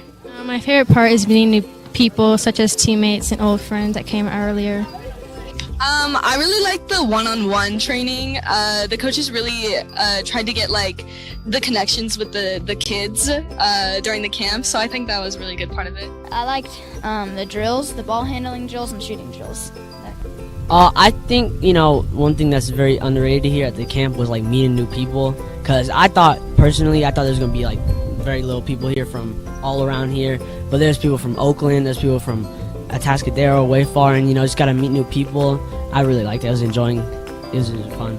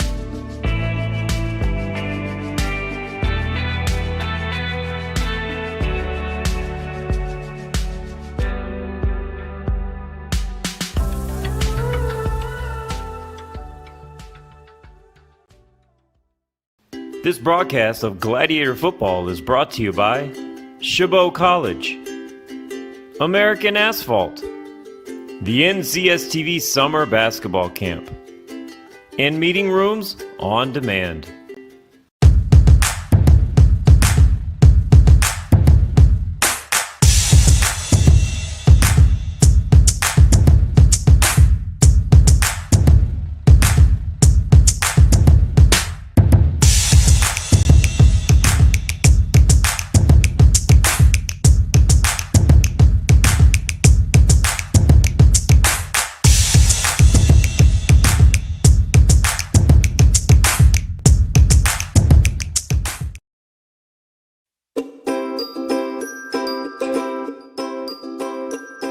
My favorite part was just competing and meeting new people. I'm always with my team, like practicing in high school, so it was good to come out and meet new people and play against them and and meet some college coaches.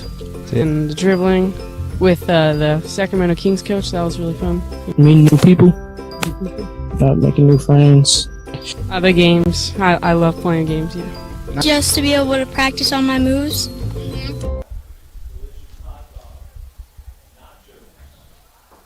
Welcome back to Hayward, California, Chabot College, side of this non-conference matchup between Shasta College of the Golden Valley Conference and Chabot College of the Coast Conference.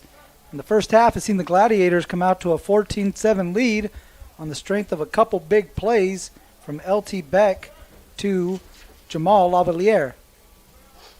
Hello, everybody. Mario Ramos, again joined by color analyst Carlos Franco.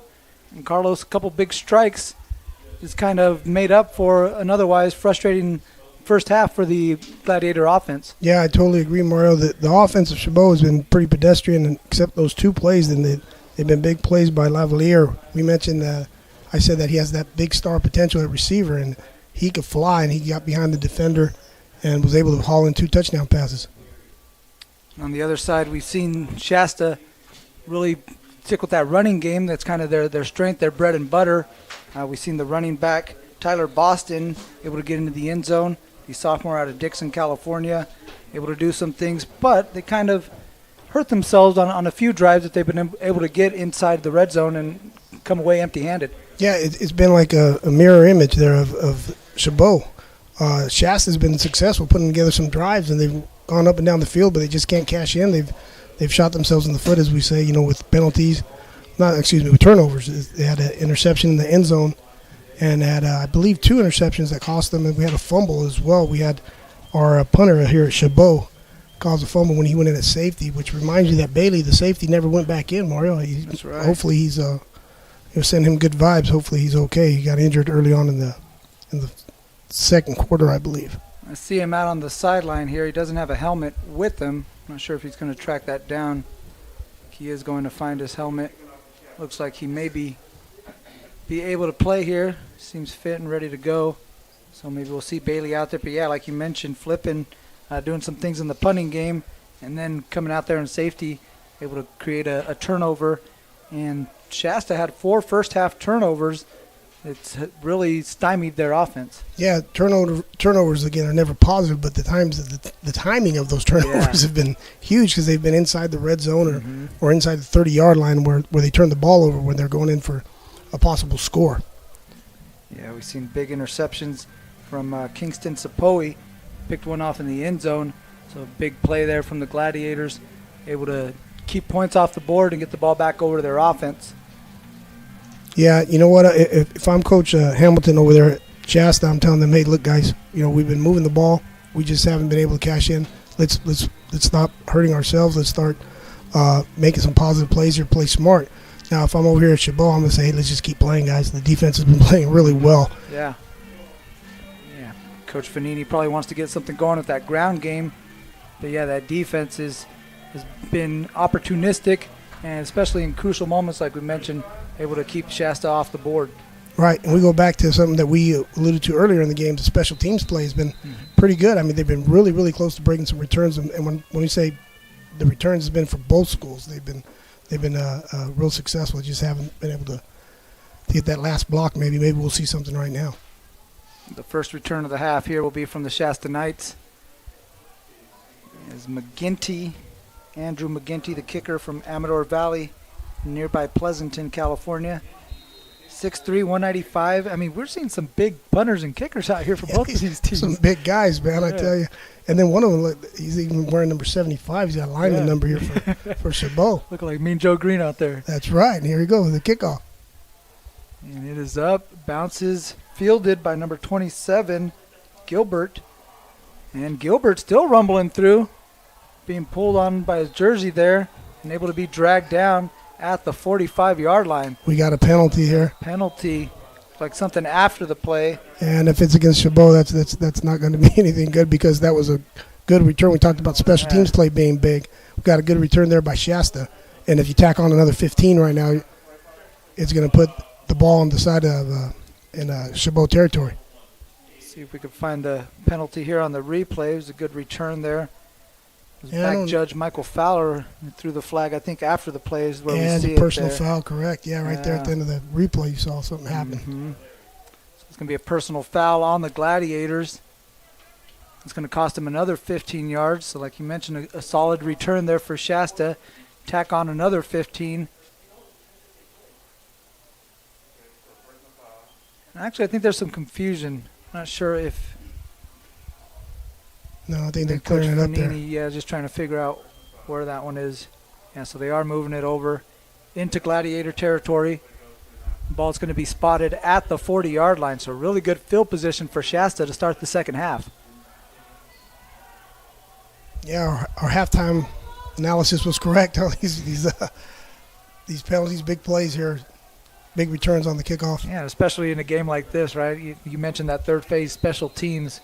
A big play in something like that could really tilt the odds in one team's favor. And here it's Tuttle, starting in Gladiator territory. He'll give it to Boston. A collision there in the backfield. You saw 51 and 52, Anthony James, Alejandro Tovar in the backfield for the Gladiators. Yeah, 51 was a little bit slow getting up after making that play there. That's James.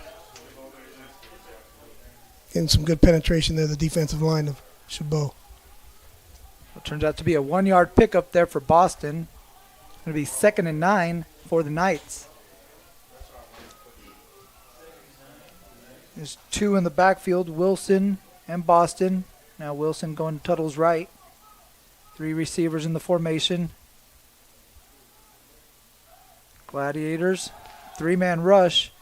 There's Tuttle trying to step up in the pocket, but nothing doing. There's number 51 again, Anthony James, making another play from his defensive lineman spot. And I think it was 99 or 90, Mitchell, I believe. Mitchell again in the backfield. That was Mitchell. We talked about him in the first. We'll see Mitchell at the bottom of your screen.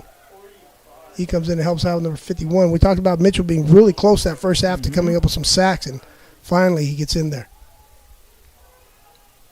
That's going to bring up 3rd and 14. Another opportunity here for the Gladiators to get after the quarterback. Looks like they're going to be playing coverage here. They got 3 down linemen. Dropping 8 back here. As Tuttle rolls to his left, has a man on the sideline. Pass complete to Cameron Williams. Yeah, it's going to be 4th down here. Yeah, that one's a little short. It's going to be about 4 yards short. And we'll see what Shasta decides to do here as they keep the offense out of the field. Yep, we'll see him rolling out here. Tuttle hitting his receiver, stays in bounds. And he was a little short, about 4 yards short of the first down. Good job there by Williams to get low and corral that one. Yeah, the defense is playing well. They had the first 2 plays there, a good play by the defensive line and a good tackle there by a defensive back on 3rd down. See if the Gladiators can get off the field here on 4th down. That gives inside to Boston. Boston able to get a step, power through, and he's going to pick up a first down for Shasta.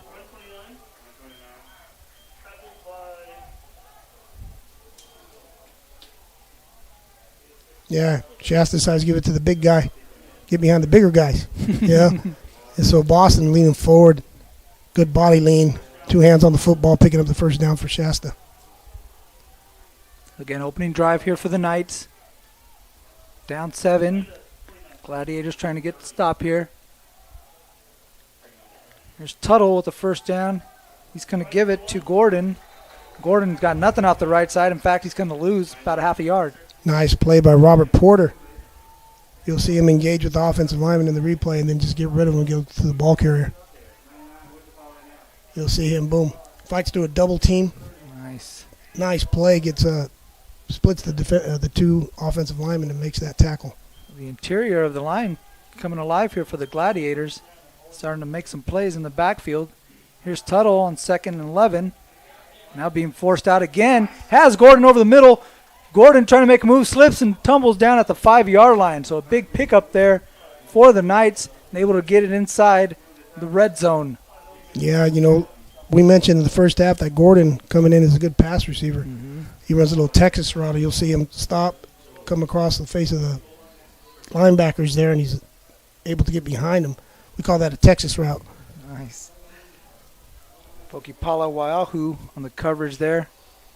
Gordon able to get a step on him. It's going to set up 1st and goal from the 6-yard line. As Boston gets the carry, tries the left side, and Boston is in for a touchdown. Touchdown Knights. Tyler Boston again with his 2nd touchdown, the sophomore out of Dixon, California. Makes it a 13-14 game with the extra point pending for Shasta. So here Perez is out for the extra point here. The kicker from Chaparral High School in Las Vegas. Kick is down. I'm sorry, the kick is up. Snap is down, the kick is up, and it is good. And so the Knights answer in the first half and tie this one up 14-14.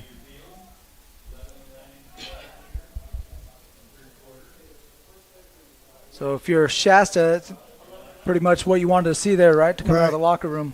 You go back to Boston's touchdown there. That was just really easy for Shasta. They were running to their left, and Boston scores a 2nd touchdown. But going back to what you're saying is you put yourself in a difficult position if you're Chabot. You put the defense out there on your own 40-yard line, and it's tough field position. Yeah. They still nearly came out with a couple of stops on those opportunities, but unable to keep the Knights off the board. And we're back where we started and all tied up with 11:09 here in the 3rd quarter. Let's see what the Gladiators could do. We talked about their return team. Looked really good early on in the game, so let's see if they can set up a return. They went right, they went left. Maybe see where they go this time, maybe in the middle. So Bailey's going to come out to return the kick. He's joined by Saunders out there. So he looks to be okay. He wasn't out there on defense, but he will be out here on special teams. And this one's actually going to go to Saunders, who fielded at the 10. Trying to cut to his left, make a move, and get it over the 30, brought down at about the 33-yard line.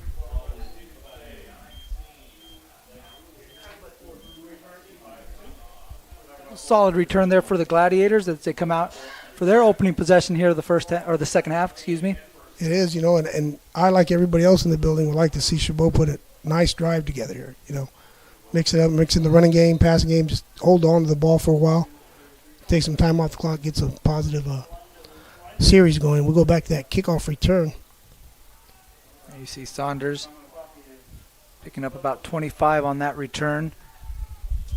And here come the Gladiators as the give is to Tidwell, who can't get anything going forward.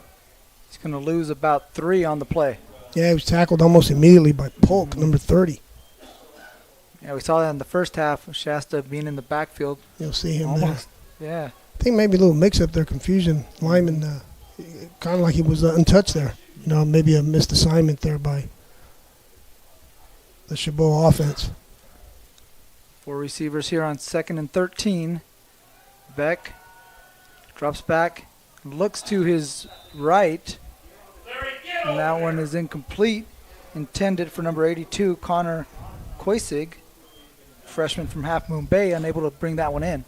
Actually, it was a nice catch by one of the coaches of Chabot on a tip ball here. You'll see here, Beck throws it there a little high, and you'll see the coach he catches. Look at that. Nice. Look at that. Got to see if he has any eligibility left. We'll have to check that out. 3rd and 13. You got an empty backfield. 29-yard line. Empty backfield, like you said, 5 receivers. And they tried the screen pass there to Tariq Jabbar. Unable to hang on to that one. So that's going to bring up 4th down for the Gladiators. Yeah, I like that play call there. Went empty backfield and went back to 29. And the linemen were setting up the screen. You'll see here he comes out and just didn't hold on to it. Sometimes that's, as a quarterback as well, you got to help your guy out because you may throw the ball a little too hard to him in that situation. Gotcha. Then again, it's easy to say when you're not being chased by all the defensive linemen of Shasta.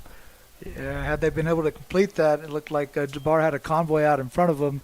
But nonetheless, it's going to be flipping, kicking back off to the Knights. As there we have 81, Irvin receiving the kickoff. And he was tackled there by 82. Again, Connor Koisig starting to make some plays and be out there on the field. Good special team tackle there by Connor. Yeah, definitely. No offense to Connor. He's not the biggest guy out there. He doesn't look like he's the biggest muscle guy out there, but he's making plays. He's fearless. He goes out there. You'll see him running down, and boom, there he goes, makes that tackle. Yeah. Good job, Connor. So Shasta will take over at their 41. Getting knotted up here in the 3rd quarter. There's Torrin Tuttle. And he's going to give it off to Gordon. Gordon's got space. Gordon's got the right side. Gordon's got the 10, the 5. Touchdown, Shasta. So Jaden Gordon taking the house call here. And the Knights take a 20-14 lead. Yeah, Gordon showing that he has the speed to go, take it to the house. As you mentioned on the last series, he had a reception that he took down to, I believe, the 4-yard line. This time he left no doubt and said, I'm going to take this thing in myself. Showing some versatility out there on the field. The 59-yard touchdown run from Jaden Gordon, freshman out of Shingleton, California. As the extra point is up, and this one is blocked, and it is caught. And the Gladiators might be able to do something with it. There's Christopher Crowell going down the sideline, but he can't get past number 22. So Wilson able to keep him out and keep 2 points off the board. The Gladiators with the block there and almost took that one back for 2 points. Yeah, I got a penalty markers on the field. I think that was 51 James that blocked it. We'll see here. In them hands up, I think, 51 James.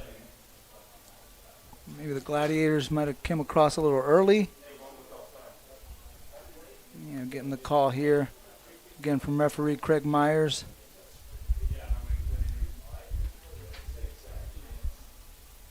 Now it's a block in the back.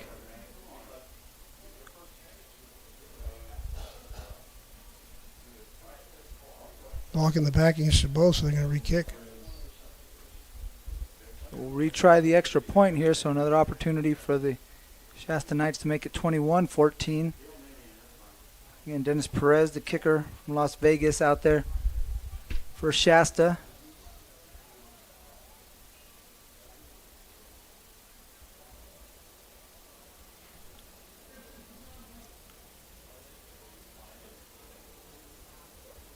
I think we got everything squared away. We have another attempt here at an extra point from Perez. Snap is out, hold it down, the kick is up, and that one is good. So the Knights take a 21-14 lead over Chabot Gladiators. There you go, take a look at the touchdown. Tuttle just hands the ball off, and it's just basically, it looks like just a basic dive play there. And I don't think he was touched the whole play, right? I don't think so. Yeah, he was just running by himself. Nice little hesitation there at the line. Able to, once he found that hole, got a crease there, and he was gone. Yeah, Gordon's a good-looking football player. As we mentioned earlier, he's catching the ball, he's running with the ball, and he's also made some blocks when he comes in and they run the 20s formation when they have the two backs in the backfield. Yeah, the freshman's showing something out there again. 6'2", 210-pounder, able to move, able to catch out there, giving the Shasta Knights the lead, 21-14, as Chabot is set to receive the kickoff. It'll be number 7, Christopher Crowell, and number 2, Oliver Saunders III, back to receive for Chabot.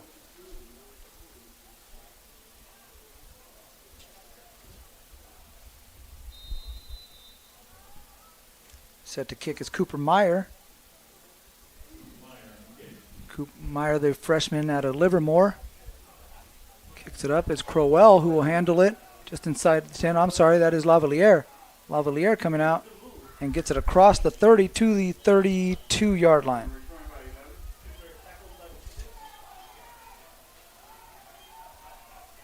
So a solid return, giving Chabot again the ball in somewhat, good field position. But that offense has really got to try to crank it up here. Yeah, you'll see Lavalier here on the return. He does a nice spin move here. You'll see it. Oop, there you go. He's very talented, and I like that Chabot's trying to get the ball in his hands. He's the playmaker, so. He's responsible for the 2 Chabot touchdowns. Some long passing plays as there's some movement on the front of the line. Looks like the ball is out. But you saw a lot of Knights come across early. An official pointing that Shasta has the ball, but I'm not too sure what's going on with him. Yeah, you saw the quarterback kind of pull out without the ball. I'm not sure if the snap was ever made, or obviously it was because the ball's out. We'll see what the officials say and see who comes out with the ball.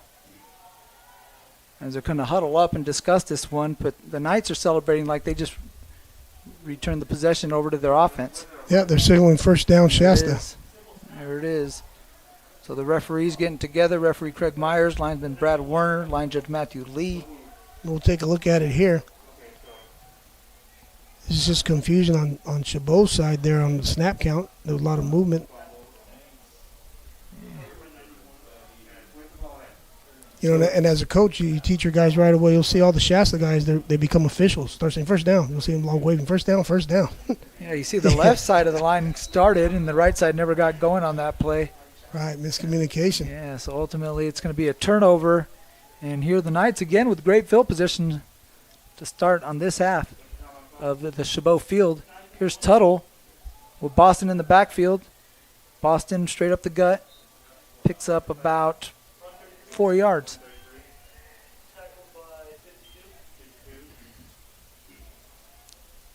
All right, that's just a nice play, 4-yard gain. As I mentioned, if you're the offense coordinator, it's easy to work with the 2nd and 5, 2nd and 6, opposed to 2nd and 12. Yeah, staying ahead of those chains, staying ahead of schedule. Here's 2nd down and 6. Tuttle again with Boston in the backfield. Again gives to Boston. Boston tries the left side this time. Good tackle there by number 24. That is Hugo Gomez. Able to wrap up Boston and keep that to a pickup of about 3. Yeah, I think our friend Mitchell was in on that one as well. Mitchell from his defensive end spot, make things happen and see if he can't get after the quarterback or after the ball carrier. Here on 3rd and 2, they bring in the 3rd down back. It's Jaden Gordon. Just had a 59-yard touchdown on his last possession. Can't get anything going on this one. He's actually going to lose a couple of yards. Yeah. Speaking of Mitchell, he's there with his friends James, number 51 as well. with another Chabot football player. I'm not sure what number it was, but here we go. We'll get the replay here. So you have 51, 90, 99 as well. 15 also, Bailey in on that one. And the offense is going to stay out here on fourth down for the Knights. It's 4th and 4. There's 2 in the backfield with Tuttle. Gordon, the deep back. He looks like he's changing the play there. Wilson to the right of Tuttle. Man coverage down here at the bottom of the screen, I believe. And that's where he's looking, way. Looking to his left. And there's his guy, Cameron Williams.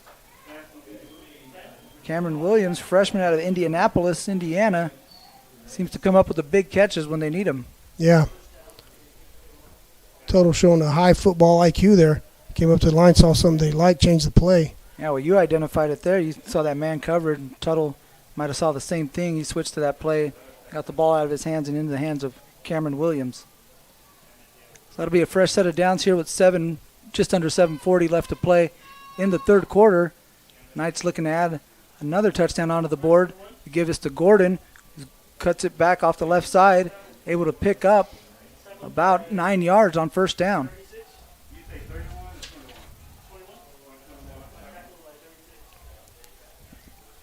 So Alani with the tackle there. Yeah, you'll see Alani 36 come in there, along with 24.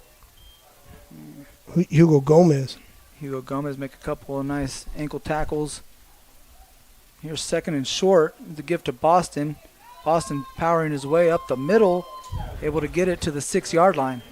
Yeah, it's Alani again. But one thing that I'm noticing here is, they're getting up a little bit slower now, the defensive line of the Chabot. They've been out there a long time. They have been. They're getting worn down. They need to get off the field, and hopefully the offense can put together a drive whenever they get the ball back. And we started out, it was 81 degrees at game time. It's 84 in clear skies, so a lot of sun. And these guys have been out there, like you mentioned, for quite a bit of time. As there, Boston gets the handoff, but a host of Gladiators are there to slow him down. Another loss for Boston. Yeah, Alani just made about 3 straight plays there, number 36 for Chabot. He's playing right defensive end, I believe. You'll see Alani coming on your screen. Bam, there he is again. Yeah. He made 3 straight plays there. Making things happen in the backfield for the Gladiators. Going to bring up 2nd down. Goal to go from the 7-yard line. Here's Tuttle with Wilson by his side. Got Gordon out on the flat. Now being pressured, and he is brought down by number 51, Anthony James. What a play there by James. James has been making plays all day. He gets a sack there, and he blocked the extra point. He's playing hard. Like we mentioned, those guys have been out there a long time, and you mentioned the temperature. You got to remember it's even hotter with that synthetic turf. You'll see James, look at him. He's still driving upfield, keeps playing football, gets to the ball, sack. Nice play there by Anthony James, 6'5", 250-pound sophomore out of San Leandro with a big sack, forcing a 3rd and goal from the 16-yard line. And here's Tuttle taking the shotgun snap, setting up the screen pass to Gordon. And Gordon brought down. Good play out there on the perimeter by Hugo Gomez. Nice tackle there by Gomez. And that's going to bring out the kicking team for Shasta. Yeah, I think 19 was also in on that tackle. I'm not sure. But they try to get the ball again to Gordon on the screen pass. We mentioned how good of a pass catcher he is, and that was 24, you're correct. Hugo Gomez making that play. So we get a first look a field goal attempt here. We've got a field goal from the 14-yard line, so 31-yard attempt is up, and that one is good. So Perez with his first field goal, he's got 3 extra points, but his first field goal, 31-yarder, right there to give Shasta a 24-14 lead. We have a quick break in the action. We'll take a break with them. We'll be right back with Chabot College football on NorCal Sports TV.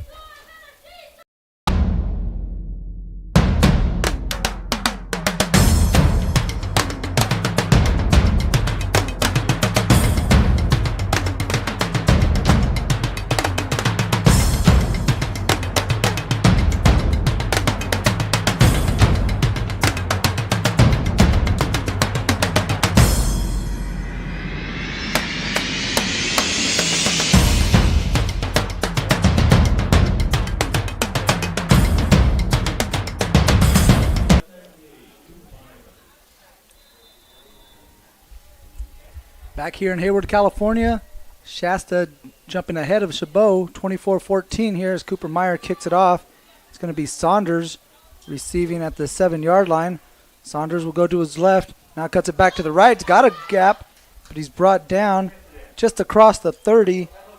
Probably marked down at about the 33-yard line. So we've seen the Knights come out with 10 unanswered points here to start the half and really kind of control the ball and control possession to start the second half. Yeah, we'll take a look at the return before we get back to that. You see number 2, I think he's taken down by 56.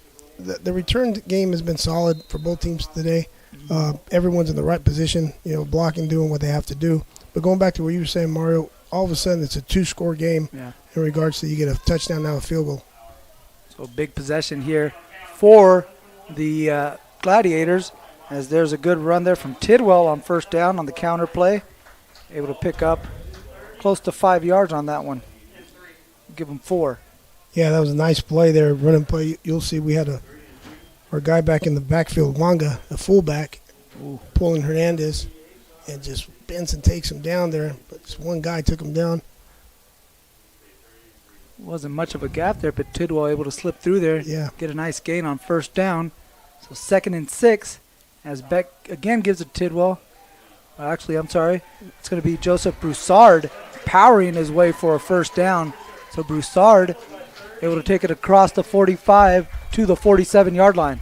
I like it. Just solid fundamental football there. Hat on hat. Keep your legs moving. 2 backs in the backfield. You'll see that. Body on body. Pushing. And there you go. Yeah, you can see the black shirts moving forward and the white shirts going backwards. That's what Coach Eric Fanini wants to see out there from his O-line. See if they can get it going here. Fresh set of downs here for the Gladiators. LT Beck under center. Give inside to 26. That is 29. Tariq Jabbar on the carry. Going to pick up about 3 yards on first down. So we're seeing some positive plays coming from the Gladiators on first down. Yeah, definitely. Gladiators run to their left behind Green and Hernandez and picking up positive yards there. Yeah, kind of leaning on Hernandez on this drive, right? Even when you're going to the right away from him, he's the one pulling and kind of creating those holes. Yeah, definitely. And I like that. There's been 3 positive running plays, consecutive plays. There's Beck. Again with another handoff. Again up the middle. This time it's Tidwell. Tidwell picks up 2 on that play. It's going to be 3rd and 5. 3rd and 5, and go back, Mario's. But there've been 4 consecutive positive running plays there. So they're coming out establishing something positive. Stick with the run right here? No. You go to the pass he gave on this one? Maybe play action, but everybody's going to be thinking that because if you go a run right now, it's going to be 2 down. You're going to play 2 downs here. You're not going to punt. Yeah. Too early to go 2 down territory right here, or to go for it on 4th down if you were to get there? No, what the heck, go for it. Yeah. We'll see what they do. We've got a tight formation here from the Gladiators. 1 receiver at the top of your screen. Beck gives to Broussard. Broussard able to get a gap up the middle, powers his way across the 40 into Shasta territory, and that's a Gladiator first down. So just forget everything I said before, and I'll go back to me liking the positive running plays. Yeah. Well, it's working for them. Definitely they're working leaning for them. on that. The line's starting to feel good. You can see a little pep in their step, starting to push the Knights back a little bit. Yeah, you see it there. Look at that 66 down the upfield there. Bodies on bodies, hat on hat, as we call it. Yeah. And like I mentioned, Graff was out there pushing the defender back about 10 yards downfield. Good-looking football right now going on for Chabot. And here's another give. This time it's 29. Tariq Jabbar, freshman out of James Logan, picks up about 3 yards on the play. 2 yards. Give him. Yeah, this is a lineman and running back's dream right now. You're just straight runs. Been about 6 or 7 consecutive running plays. Coming up on the final minute of the 3rd quarter. The Gladiators starting to put something together here on the ground. Single back in the formation is Amari Tidwell. And he gets the carry, tries the left side, gets hit, spins, still able to keep his feet churning. A nice pick up there from Tidwell, gets it to the 30-yard line. That's going to bring up a 3rd and 2. Now Shasta's been switching players in and out, going wholesale, we'll say, on the lineman switch. So 3 defenders went out, 3 came in. So you look at Tidwell's run there with Hernandez and 55 out in front of him, Rico and 66. Graff. We mentioned how they're just playing old school football right now, just handing the ball off and just going mano a mano and taking it to Shasta right now. Here's Beck as Broussard checks in. He's going to get the carry. He tries to power ahead. He's able to get across the first down marker inside the 30-yard line. Looks like they're going to spot it at about the 26. First down. That's going to be another Gladiator first down. That's impressive there. Straight runs right there, and they're taking it down to they're inside the 30-yard line now. We'll see. Once again, Chabot keeping the ball on the ground. The lineman pushing up field. First down. Broussard gives the Gladiators a first down, and they'll start with the first down at the 26-yard line when we come back to start the final quarter. It's Shasta 24, Chabot 14. You're watching Chabot College football on NorCal Sports TV. Broadcast of Gladiator football is brought to you by Chabot College, American Asphalt, the NCSTV Summer Basketball Camp, and Meeting Rooms on Demand.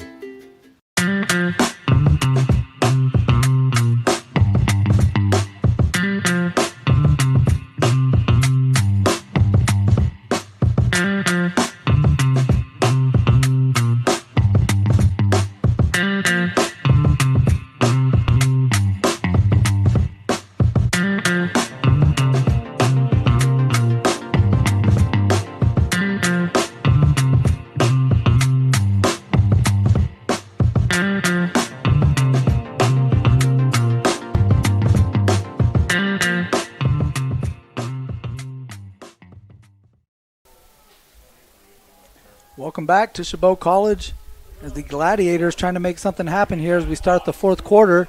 They trailed 24-14 against the Shasta Knights, but have put together a pretty good drive here on the strength of their offensive line and their running game. Yeah, extremely impressive. I mentioned they're just going mano a mano and just handing the ball off to the running backs and pushing the Shasta defensive line back. So they got to come away with some points here. We were talking over the break. It's a 2-score game, so either a field goal or a touchdown, preferably, of course, a touchdown, but got to come away with points here. Mario Ramos here with you, joined by Carlos Franco. Again, bringing you the action here from Chabot College. Also joined by producer Jason Green, cameraman Maceo Matthews, and Rod Donner. Bringing you all the action here on NorCal Sports TV. And if the Gladiators could get something here, could have a pretty interesting game coming down the stretch. Like you mentioned, trying to make it a one-possession game. They start the fourth quarter from the 26-yard line. 1st and 10. Here's LT Beck. He's going to give the ball, and that is number 29, Jabbar. Jabbar able to pick up 1 on first down, 2nd and 9.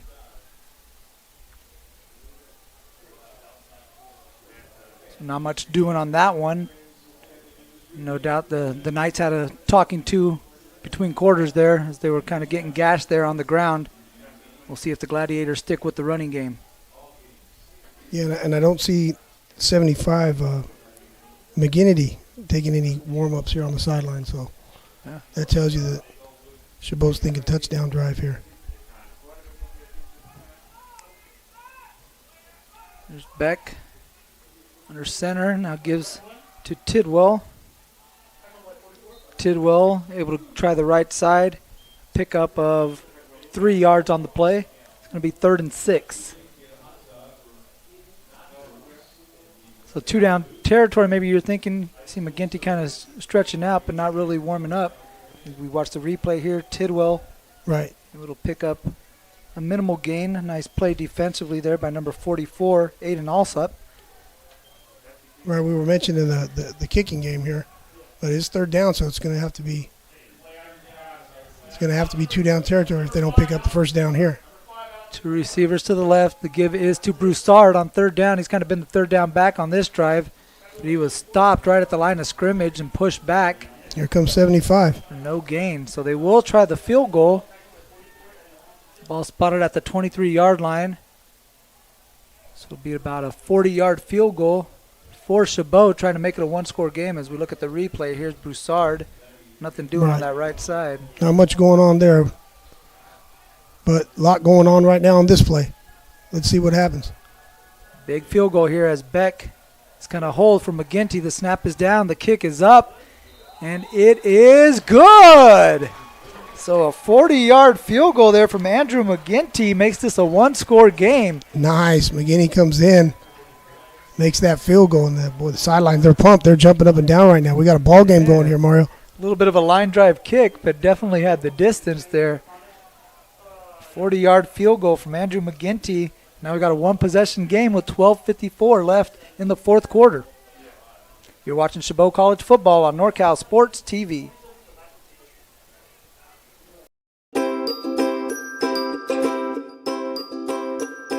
My favorite part was just competing and meeting new people. You know, I'm always with my team, like practicing in high school. So it was good to come out and meet new people and play against them and and meet some college coaches. And the dribbling with the Sacramento Kings coach, that was really fun. Meeting new people, making new friends. The games, I love playing games, yeah. Just to be able to practice on my moves.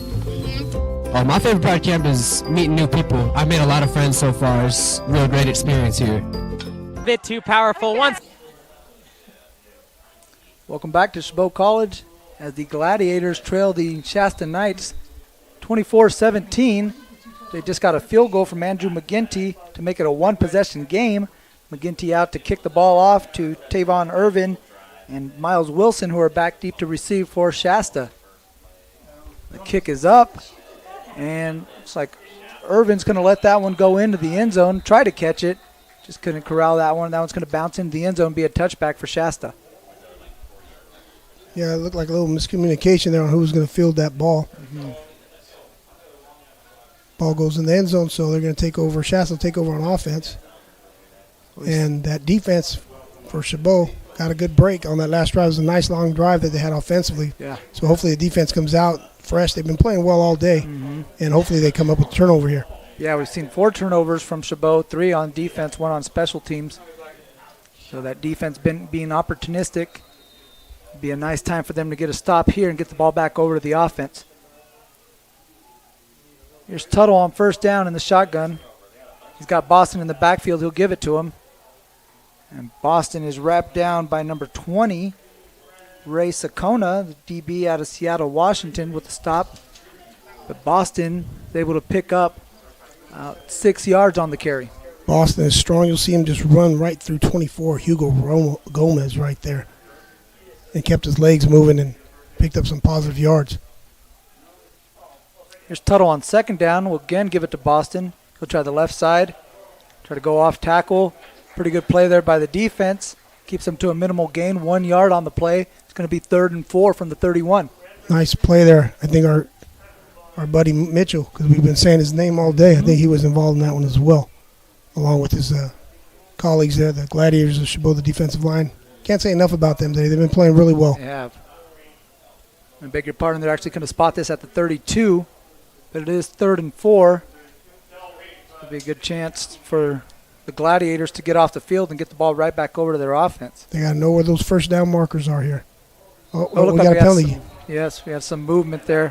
A couple Knights got a little early start, and that's going to back them up.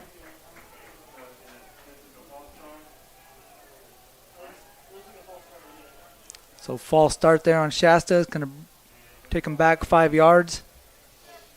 Make it a 3rd and 9. Got some substitutions there on the defensive line there for Chabot, so they bring in more, we'll call it some speed rushers. Nickel set up here. Extra defensive back as well. So 3rd and 9 in this part of the field. You figure that the Knights will be putting the ball in the air. They got 3 receivers in the formation, 1 tight end. Yeah, Gordon is not in to catch that screen pass either. So there's Tuttle directing Boston. I believe that's Boston in the backfield. And now Tuttle looks to his left. He's got him, man. He kind of pushed but there's, off number 17 there. Ward Jr. had a step. Like you mentioned, also had a little bit of a push off there. That ball a little too long for Tuttle. And that's going to bring up 4th down, and the punting unit's out for the Knights. Take a look at the replay here. See Tuttle trying to attack that left side. Yeah, he went deep there, but you couldn't really see the push-off there from that angle, but there was a push-off. But I like how the Gladiators went out there with the extra defensive back and were ready for whatever Shasta was going to throw at them. Yeah, that false start definitely put the Knights in a passing situation. And Chabot able to force the punt. And the ball is back.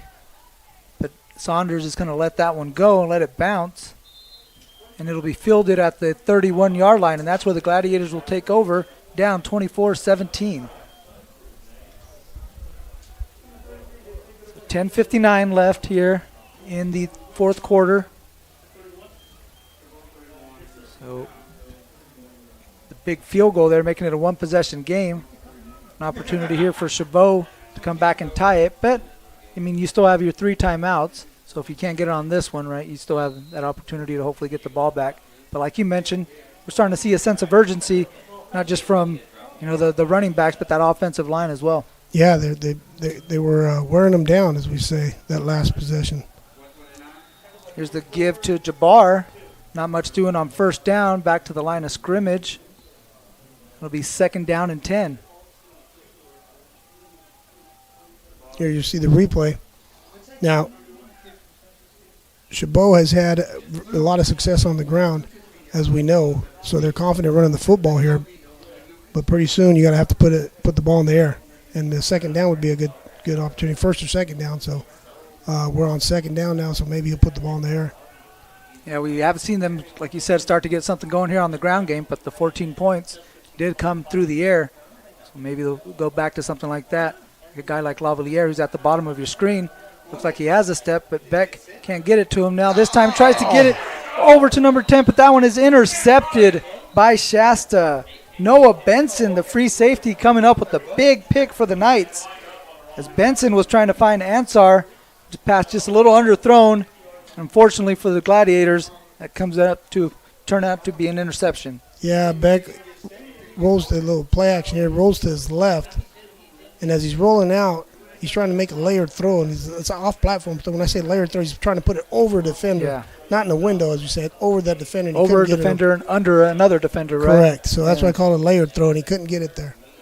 Everybody saw what he was trying to do, just didn't happen, So Noah Benson, the sophomore out of Marietta, Georgia, with a big pick for the Knights. And again, sets them up with pretty good field position as they'll start this drive at midfield. Here's Tuttle with 2 in the backfield. Gordon, one of those, he's the deep back. He's going to get the carry on 1st down. Runs it up the middle. Pickup of 2 yards before he's stuffed back. Yeah, there's a host of Gladiators there. They look like sharks on chum, I say. They throw the blood in the water there. Yeah. They've been playing well. The defense, again, I can't say enough of how solid they've been. They're going to need to be solid again on this drive to try to get the ball back over to the offense. It's 2nd and 8 here for Shasta as Tuttle's in the gun. Tuttle looking to step up. He has Gordon out in the flat. Gordon able to get a nice gain and able to get a 1st down, get it across the 40-yard line. But he's grabbing it.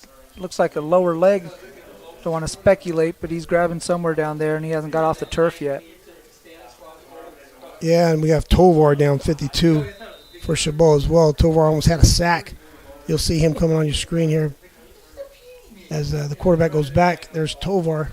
Almost makes the play. Just missed, yeah. And Tuttle's able to get the ball to Gordon. Both Tovar and Gordon able to hobble off the field, being tended to on the sideline. We're able to come off the field. But the Knights do have a 1st down here with 9:21 left to play in the 4th quarter. Both teams still have all 3 of their timeouts. Yeah, you'll see Tuttle taking more time off the clock in between plays. The play clock down there on the screen. No doubt he's keeping an eye on that. He's going to keep this one. There's a reverse. The reverse out to number 83. And that is Tyler Carey, able to get a step on the corner and able to get a big play on first down there and moves the chains again for Shasta. So we've seen them, hammer Boston up the middle, and now they kind of play off of that with the reverse there to carry. Right.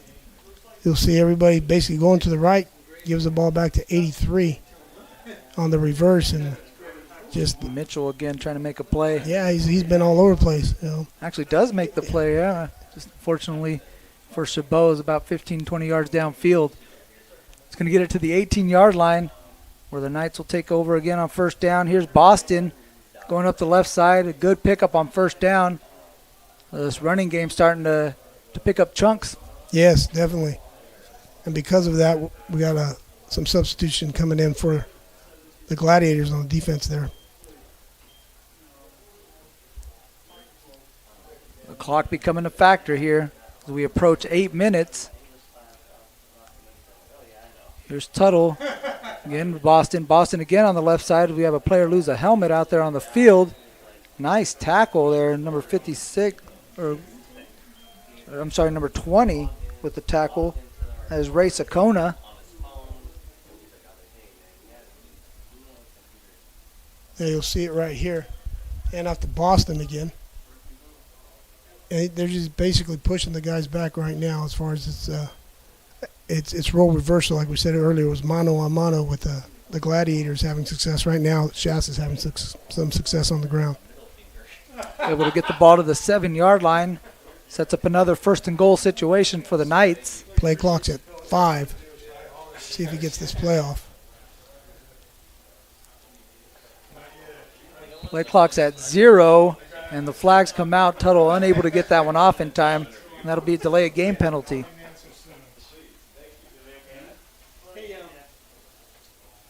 So 5-yard penalty will back Shasta up to the 12-yard line, and it'll be first and goal for the Knights from the 12. Carry to receiver at the bottom of your screen. Tuttle instead gives to Gordon up the middle. Gordon still pushing his way, still fighting, keeping the legs turning into the end zone. Touchdown, Shasta. Wow. Jaden Gordon would not be denied. No, Looked like they made contact with him about the 7-yard line, and he just kept powering his way, ultimately crossed the goal line into the end zone for another touchdown. Yeah, he landed somewhere on almost the top of the A of the end zone where it says Chabot. Yeah. He kept those legs going as well as his offensive lineman. So Perez out for the extra point. The punter Thomas is the holder. And Chabot might have dropped across. Thomas gets the snap down. Perez's kick is up. It is no good. But again, we have a flag, so he might have another crack at this.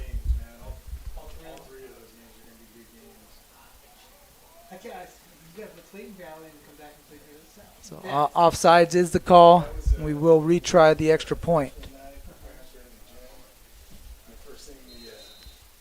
Dennis Perez actually missed that one. Not sure if the flag had anything to do with that, but he'll have another opportunity to give Chabot, or to make it a 14-point deficit for Chabot. And this one actually is no good either. Low kick, missed completely, and so it'll be 30-17. We take a look here at the Gordon rushing touchdown. Yeah, just the linemen get double teams, you get push, you get everybody still playing. The whistle is not blown.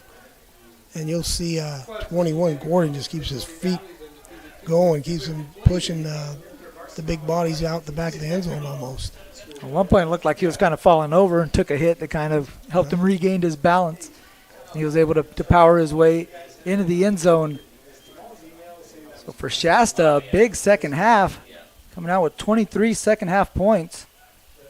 They have jumped ahead of Chabot 30-17 with 7:10 left to play here in the fourth quarter.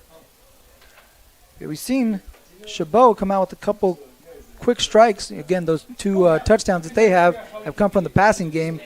Big passing plays from Beck to Lavalier. It's got to be something maybe you're thinking about from the coaching staff with the time and score situation that you're faced with right now. Yeah, you're going to have to at some point in time, we mentioned they had to put it in the air, and they did actually when we actually kind of said it, and it was an interception. So there's going to be a point we have to just put it in the air, and Shasta knows that as well. Here's Saunders with another return, fields it at the 10-yard line. Again, going to try that left side. Not too much working on this one, but he's pretty good field position. We do have a flag on the play. The ball at this point is spotted at the 31-yard line, but we got to see what the flag is.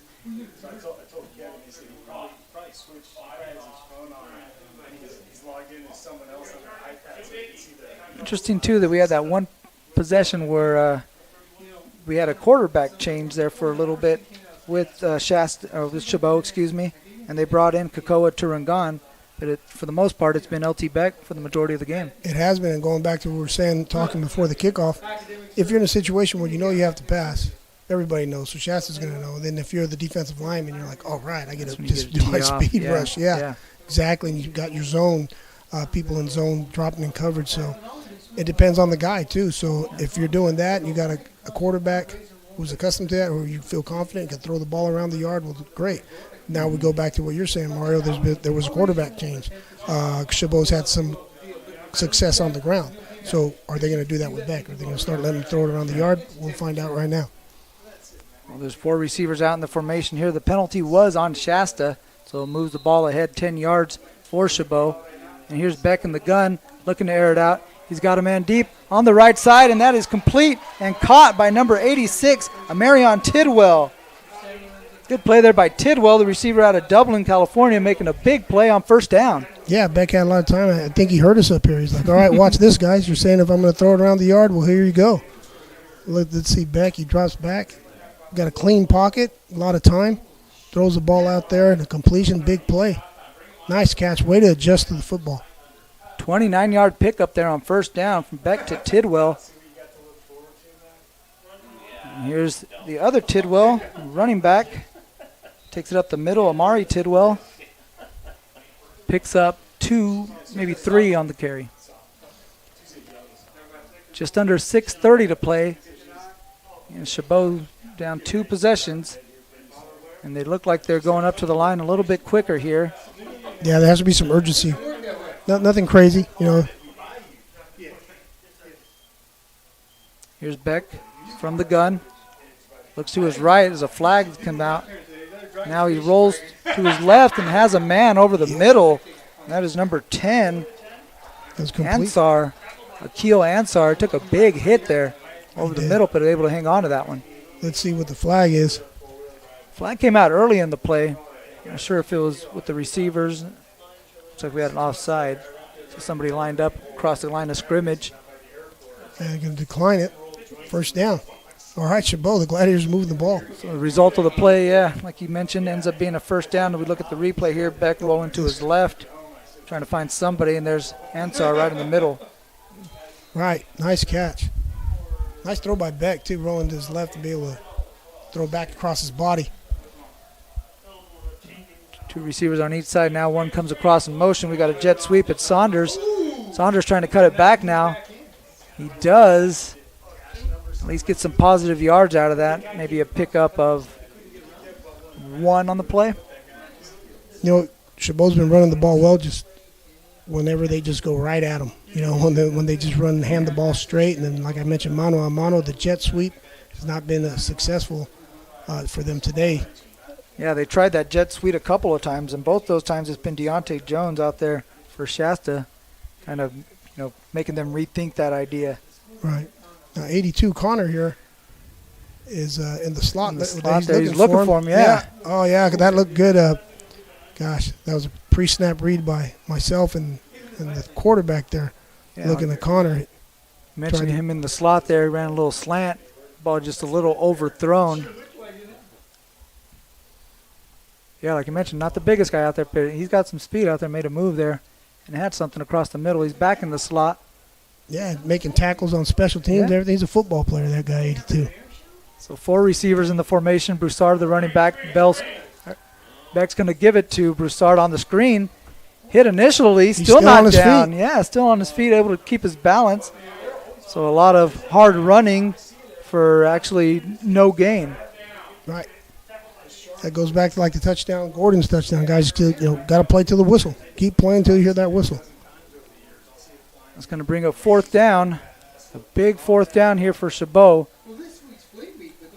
And 4:40 left to play here in the 4th quarter. And Shasta's going to call a timeout and talk this one over. So 4th down and 10 from the 60-yard line for the Gladiators. We'll be back with more Chabot College football on NorCal Sports TV. Broadcast of Gladiator football is brought to you by Chabot College, American Asphalt, the NCSTV Summer Basketball Camp, and Meeting Rooms on Demand.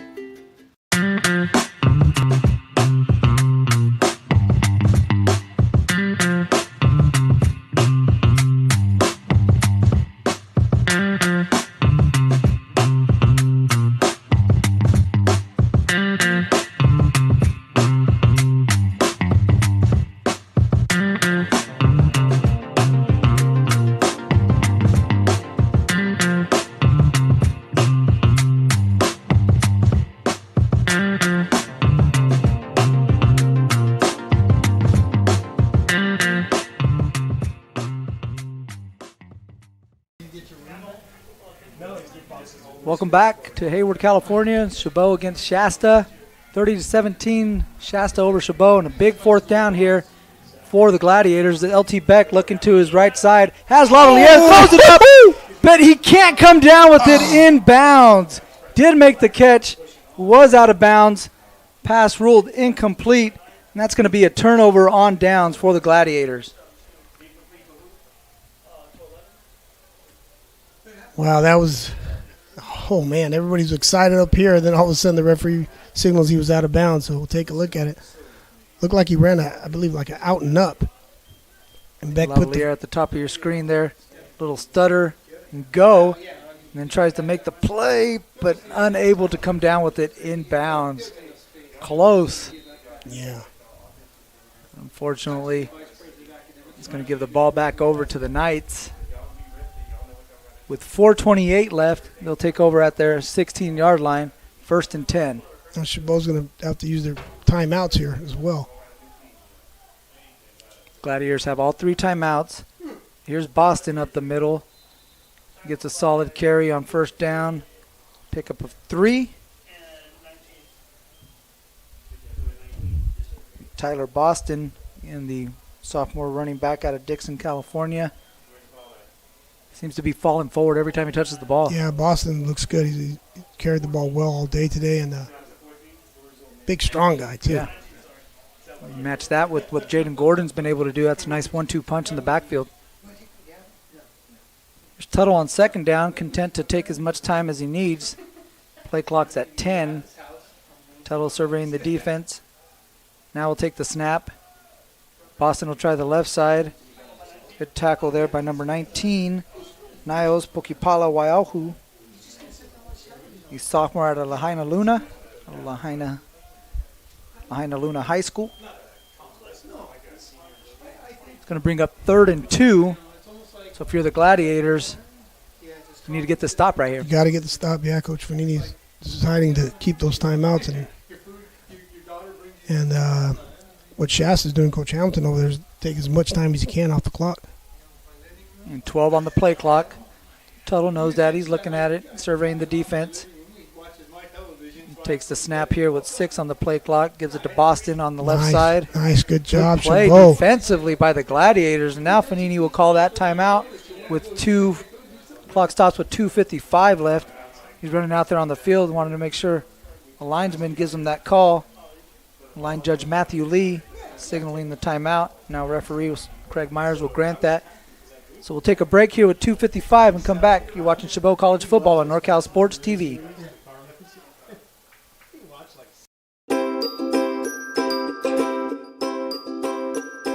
My favorite part was just competing and meeting new people. You know, I'm always with my team, like practicing in high school. So it was good to come out and meet new people and play against them and and meet some college coaches. And the dribbling with the Sacramento Kings coach, that was really fun. Meeting new people, making new friends. The games, I love playing games, yeah. Just to be able to practice on my moves. My favorite part of camp is meeting new people. I've made a lot of friends so far. It's a real great experience here. Bit too powerful. 1 second, has another shot, puts it up to end the game. Nails the. Welcome back. Here's 4th and 1. Gladiators try to come after the punter there, try to come after Ty Thomas. He was able to get the punt away, and this one is out of bounds. It's going to be spotted at the 35-yard line of Chabot College. Yeah, the defense came up huge again for Chabot, stopping that third down and attempt their running play by Shasta. Mm-hmm. Yeah, had a 3rd and 2 situation, able to stop him like you mentioned there and force the punt. Now they get the ball back. Chabot has 2 timeouts left with 2:49 left to play. Going to look to strike quickly if you're the Gladiators. One of those guys you want to keep an eye on is Lavalier. He's down at the bottom of your screen. Again, he has the 2 Gladiator touchdowns for today. There's Beck off the play action, now being pressured, rolls to his left. Now he's got some time, steps, throws, pass nearly intercepted, intended for Lavalier. Play there made by Anthony Slayton, the linebacker. Nearly got his hands on it. He did. Lavalier they had single coverage down here on him as well. They're playing off him, though, because they know he could run. But Beck's trying to make it happen. So the clock stops. Incomplete pass. You'll see play action. Sets his feet. Rolls out here to his left. Still can't find anybody open. Decides to throw the ball across the middle there. Intended. I think it was going to go to Lavalier. There was 2 receivers in that area. Beck now again being rolled out to his left. Oh, and he is chopped down there again, number 56. Anthony Slayton making a couple plays on this drive. Looked like it might have been a holding penalty. We didn't see a flag come out, but Beck able to get out to the flat and chased down there by Slayton. Well, here's a replay of the play there. You'll see him rolling out as he likes to roll to his left. Couldn't find a receiver open. We go back to live action here. They come out in a trips right formation. Here's Beck. Got nothing on that right side. Looks to his left. Overthrows Lavalier. Pass incomplete. That'll bring up 4th down and 13 for the Gladiators.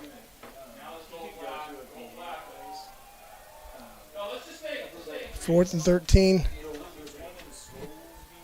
4th and 13. You see some of the Shasta Knights staying back. They're back, yeah. We got 2 safeties, the defensive backs kind of shading more toward the line of scrimmage, trying to keep everything, or the first down marker, trying to keep everything in front of them here. Right, we talked about earlier how the defensive line's feeling right now. They're feeling like, hey, let's go get them.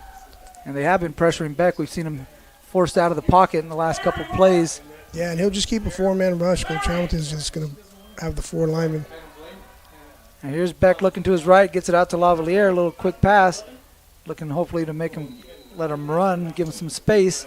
Not enough space for Lavalier. He's going to be well short of the first down.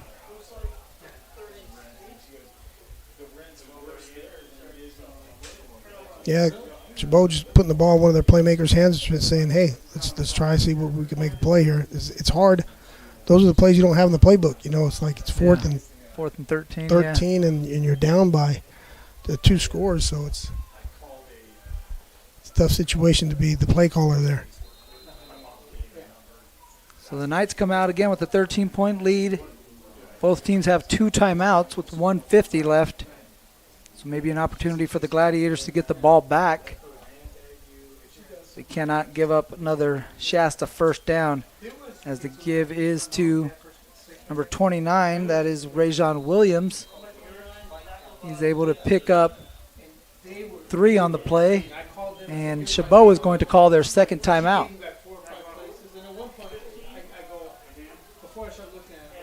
So that'll leave them with 1 timeout here with 1:44 left to play. Gonna have to start playing the clock game. Right. But they're really at a disadvantage here. Got an injured player down on the field there for Shasta. An injured lineman, so we'll go ahead and let them tend to him. We'll take a break and come back. 1:44 left. It's Shasta 30, Chabot 17. You're watching Gladiator Football on NorCal Sports TV. Broadcast of Gladiator Football is brought to you by Chabot College, American Asphalt, the NCSTV Summer Basketball Camp, and Meeting Rooms on Demand.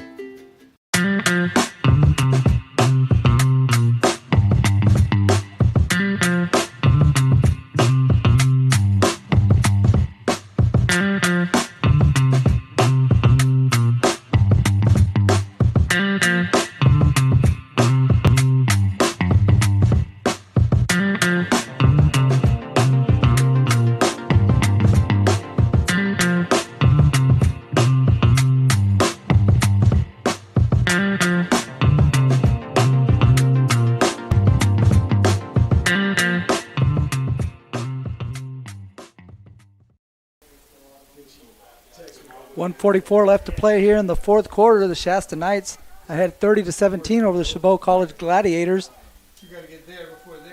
Here on second down, the ball is given to Rajon Williams off to the left side. Picks up a short gain of 1. And with 1:37 left, Chabot will call their final timeout. Yeah, Ortiz, number 40 for Chabot made that play. That's Mahi.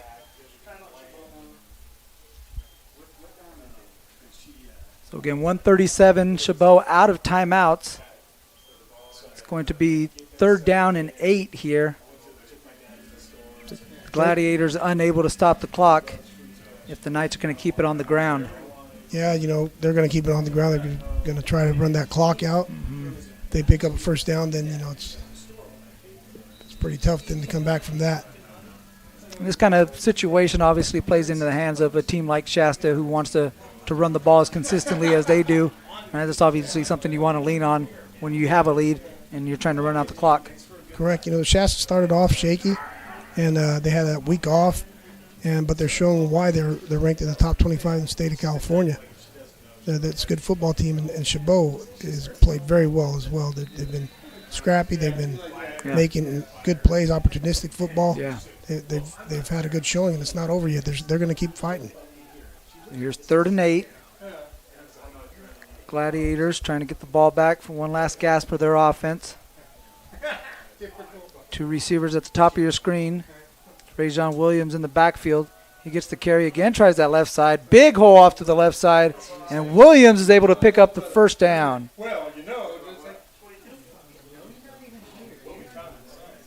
Big first down there from Shasta. Should just about seal this one for the Knights. Yep, you take a look at that play. 29, picking up the first down. Good job by Big 61 Dennis Prater to seal off the edge. Freshman out of Indianapolis. Right, so they're going to go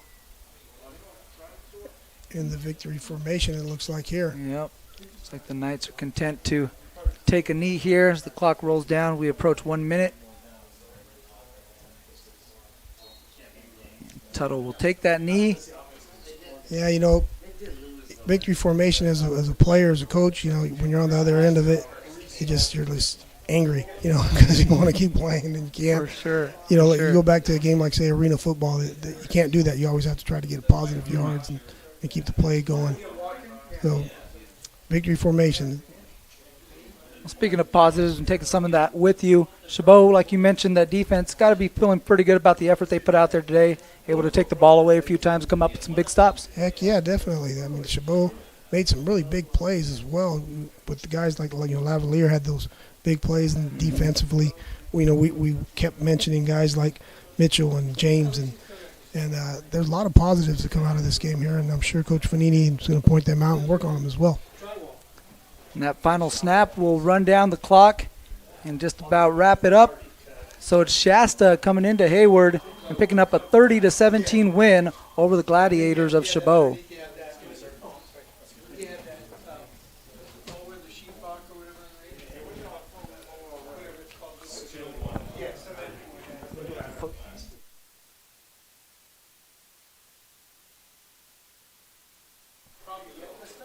So again, the Knights coming out to a 30-17 victory on the strength of their running game.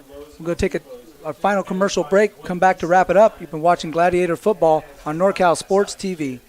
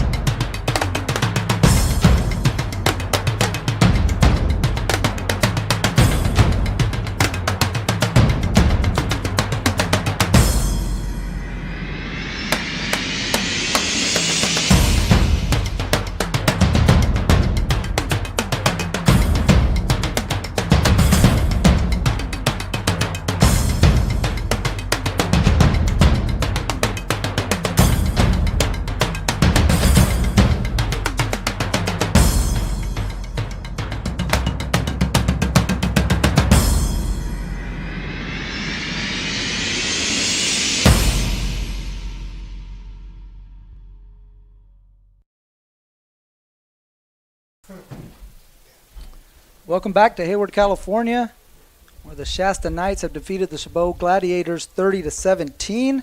Mario Ramos joined by color analyst Carlos Franco.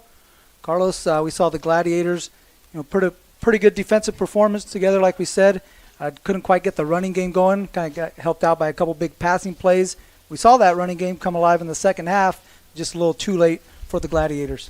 Yeah, the main thing I think for Chabot, they played very well on all the phases of football. However, they just didn't put them together all at the right times. But as you mentioned, there was a point, I believe there was 12 straight running plays. It was just smash mouth football, real positive, and they went down the field, scored a touchdown.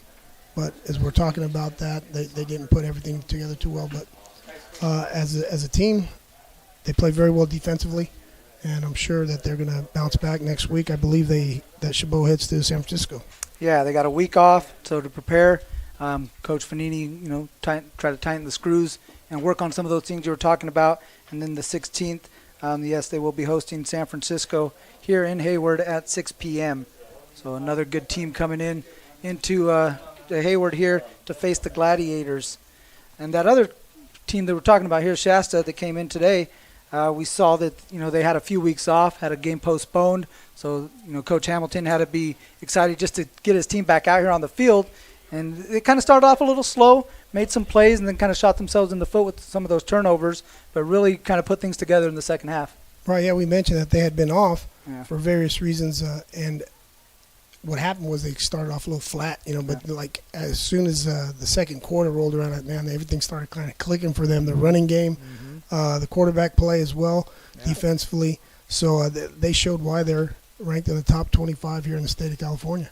Yeah, definitely got that two-headed attack coming out of the backfield there with Jaden Gordon and Tyler Boston really making things happen. We saw Gordon in particular had some really explosive plays. Boston kind of that battering ram that just kept coming at you up the middle. So a really good attack there from Shasta, who will play next week against West Hills. So another road game for Shasta as they will take on West Hills Coalinga Saturday the 9th at 1 p.m. So we want to thank you guys again for checking out Gladiator Football here on NorCal Sports TV. For producer Jason Green, color analyst Carlos Franco, cameraman Macio Matthews, and Rod Donner, I'm Mario Ramos, thanking you for watching Gladiator Football on NorCal Sports TV.